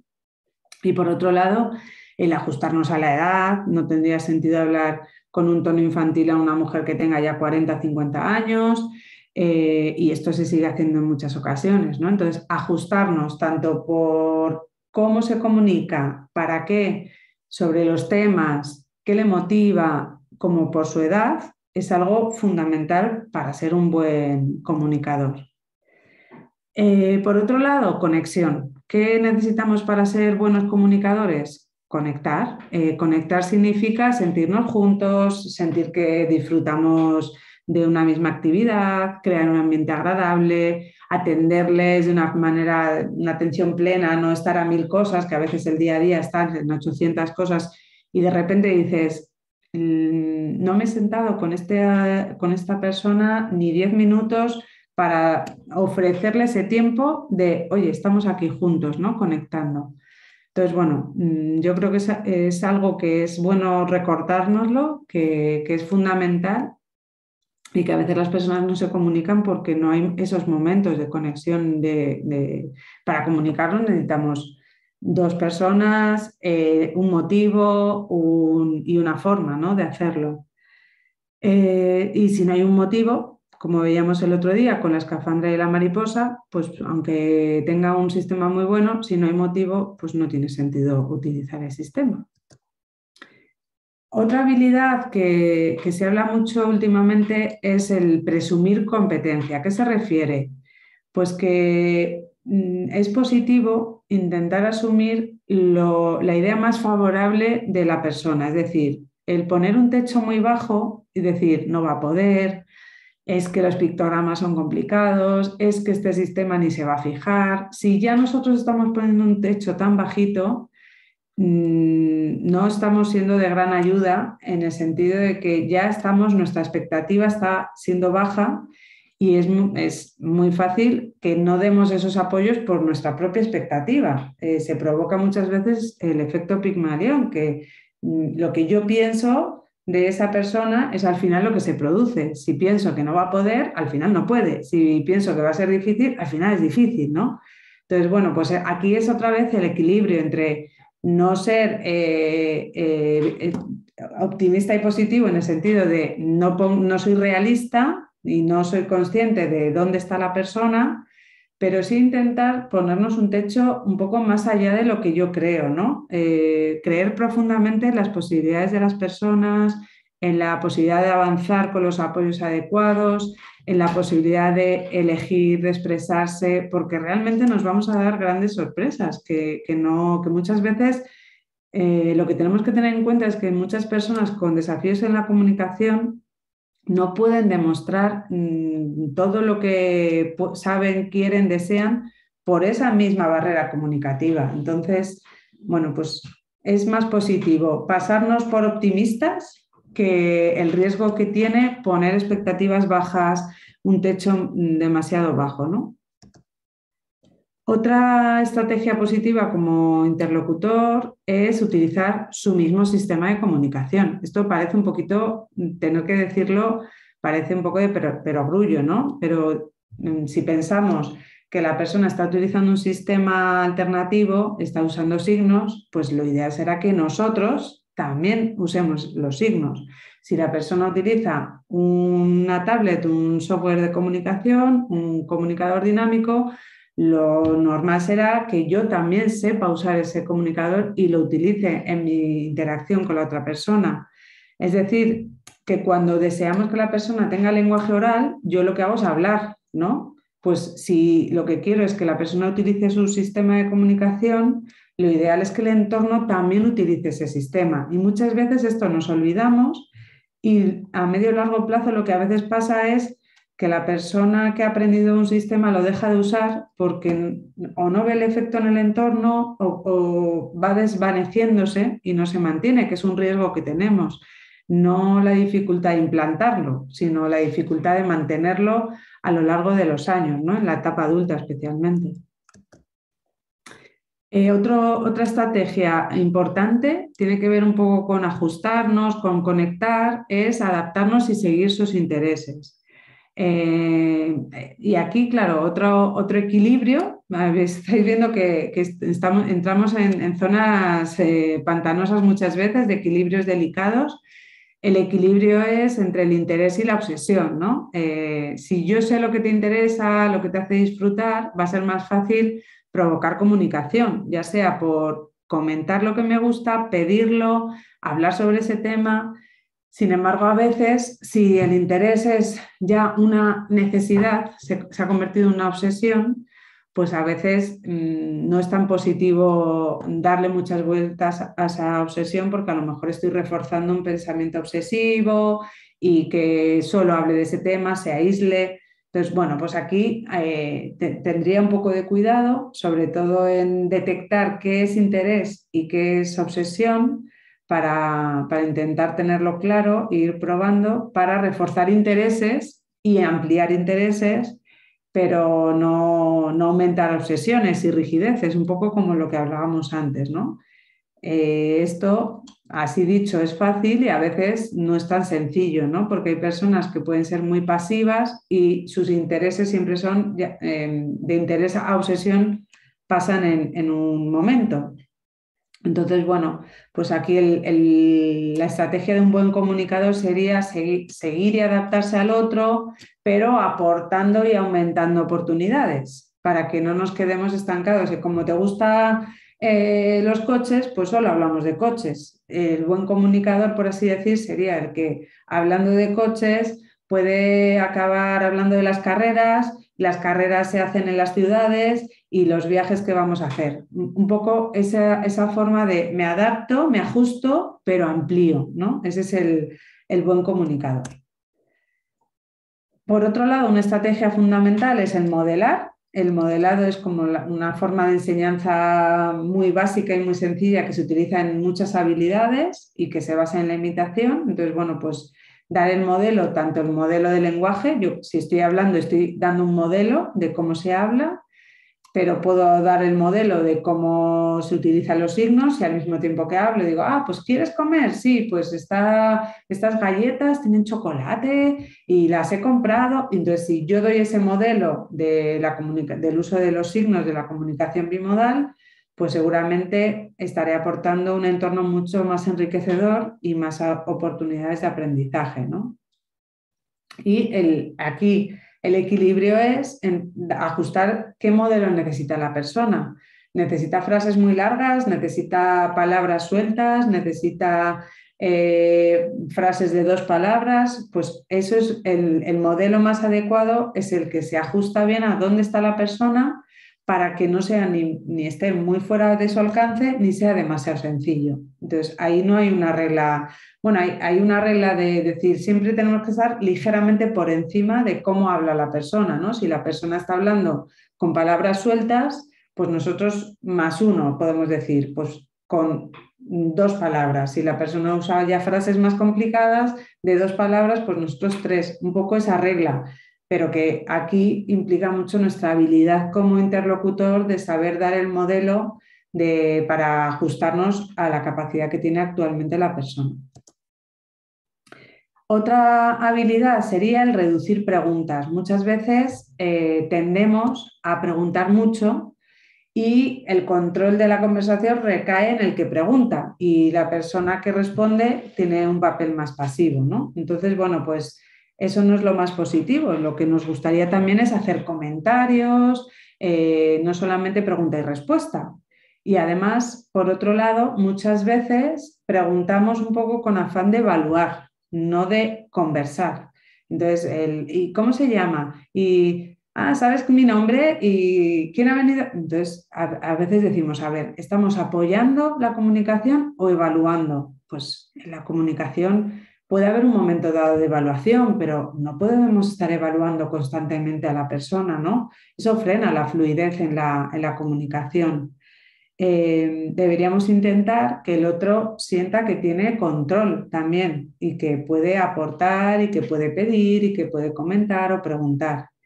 Y también luego hay casos de personas con problemas en la comprensión que hay que tener en cuenta que las preguntas son difíciles para ellos y fomenta el que haya ecolalias. O sea, si ante una pregunta mía la persona lo repite, algo que puedo yo hacer es, creo que esto no lo estás entendiendo. Voy a reformularlo de otra manera para hacerlo más sencillo y ajustarme a tu nivel de comprensión.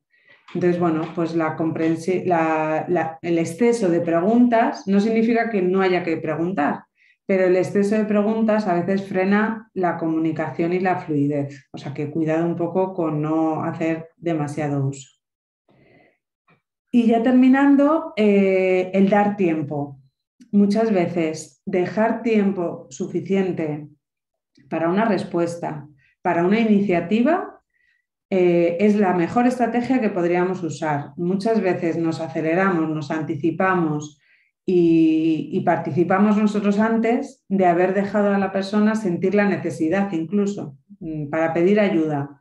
Estás viendo que no puede y ya dices, ayuda, y ya se la has dado. Espérate, déjale que lo sienta, que se frustre un poco diciendo, pues no puedo, y ahí ya que se dirija hacia ti, que a lo mejor te mire, que te entregue, pero esos tiempos son muy importantes y muchas veces es una barrera para la expresión. Si transmitimos prisa, incomodidad, venga, que tengo prisa, dímelo ya, pues la persona puede decir, déjalo, no, ya no me expreso, no me estás dando el espacio que yo necesito. Hay personas que tienen un procesamiento muy lento. Si somos como una pisonadora, ¿no? Que llegamos y ya lo decimos por ellos, ponemos voz, le decimos lo que pues la persona se puede retirar y decir, vale, pues yo ya me coloco en un lugar más de pasividad y espera y ya vendrá otra persona para tener yo más control. Entonces, algunas de estas estrategias son muy sencillitas, otras veis que son más de ideas que podemos tener en mente de cómo es la persona y pueden ser más complejas, ¿no? Pero son importantes reflexionarlas en equipo, cuáles tenemos más asentadas, cuáles son más fáciles, cuáles tenemos que mejorar, practicar, ver modelo, un poco de, pues me voy a pasar por tu sala para ver cómo lo haces tú, porque a mí esto me cuesta mucho, porque son estrategias bastante importantes para fomentar la comunicación. Y bueno, ya se nos ha pasado el tiempo y como tarea que os va a llegar, para esta semana lo que me gustaría es que hagáis fotos de la señalética que estáis usando, pero en vez de mandarme fotos así sueltas, pues que en un documento pongáis unas cuantas fotos como resumen, ¿no? De ¿qué estamos señalizando en el centro? Pues señalizamos las entradas de las puertas, o señalizamos los baños, o señalizamos los sitios de espera. Bueno, pues ¿qué señalizáis por un lado y qué información por adelantado estáis dando? Entonces ahí haced un listado. Pues mira, en el centro hemos visto, dándonos una vuelta y analizando qué información se está aportando. pues hay horarios, hay agendas, se informa sobre el menú, se informa sobre los turnos de las personas. O sea, ¿qué información es la que se está aportando a las personas con discapacidad? Entonces, esto es un documento que podéis hacer con las fotos y luego con el listado de qué información se da por adelantado y me lo podéis mandar al correo. Yo lo que intentaré es daros feedback. Hoy no me ha dado tiempo a daros apenas feedback de la tarea 1, pero os iré respondiendo. Espera que dejo de compartir y os veo. Lo comentaba al inicio de la sesión, que la tarea 1 llegó con error, llegó tarde, entonces que si hay gente que sigue pasando la encuesta a los centros, pues que me la podéis mandar, el resumen de los resultados, porque será algo que utilicemos luego en nuestro plan de acción para mejorar la comunicación. Vamos a ver que el plan puede enfocarse tanto a lo macro, de qué ideas hay sobre el derecho de la comunicación, sobre lo que hemos visto hoy, que es cómo de comprensible ese entorno, qué información se aporta, incluso qué estrategias como interlocutores tenemos. Y nos quedaría la siguiente sesión, que es qué sistemas están usando las personas, cómo hacemos que se implanten, que se mantengan, que sería la última sesión que tendríamos en este ciclo de sistemas aumentativos. ¿Alguna duda antes de que terminemos? ¿Comentarios sobre la tarea? Bien. Espero que esta vez llegue a tiempo y sin problemas. Es sencillita para que así las personas que os vais de Semana Santa la podéis hacer sin dificultad, ¿vale? Pues entonces nos quedaríamos aquí, ¿vale? Muchas gracias por vuestra atención y nos vemos el martes después de la Semana Santa y me podéis ir mandando en cuanto las tengáis las tareas y os voy dando feedback por correo. Muchas gracias a todos. Gracias. Gracias. Hasta luego. Gracias. Buenas tardes. Adiós. Gracias. Gracias, hasta luego. Hasta luego. Hasta luego.